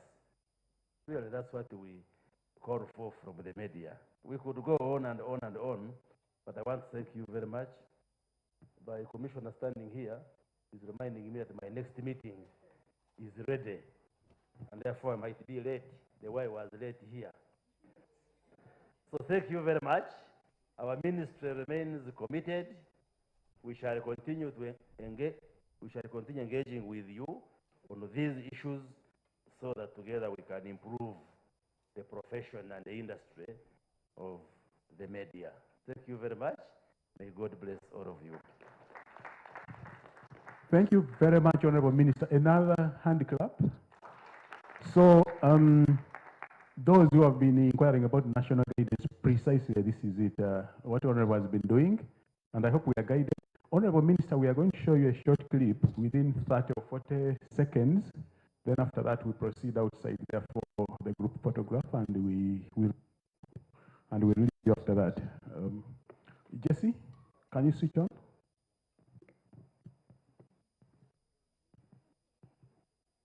So,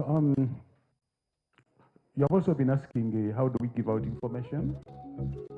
So, we are soon launching a digital publication with the ministry, as you can see. So we are varying the options, and this one is easier. We can mail it to you, we can WhatsApp you, we can tweet or X. Honorable Minister, this is your team. Innovating, like I said, Charles, you're asking me certain things are not working. They're actually working, Charles. But we never go to sleep. So this is one of them. You'll see it soon, Joe Walker. Yeah, so Honorable Minister, yeah, coming soon. Thank you for the support. Thank you for the guidance, Honorable Minister. The resources. I know that you are lobbying for us for more resources so that we do even many more things, including hosting subsequent sessions with our good friends here. So let's go and have the tall people, you stand at the back, so that we see everyone and have everyone in the picture. So let's go out there.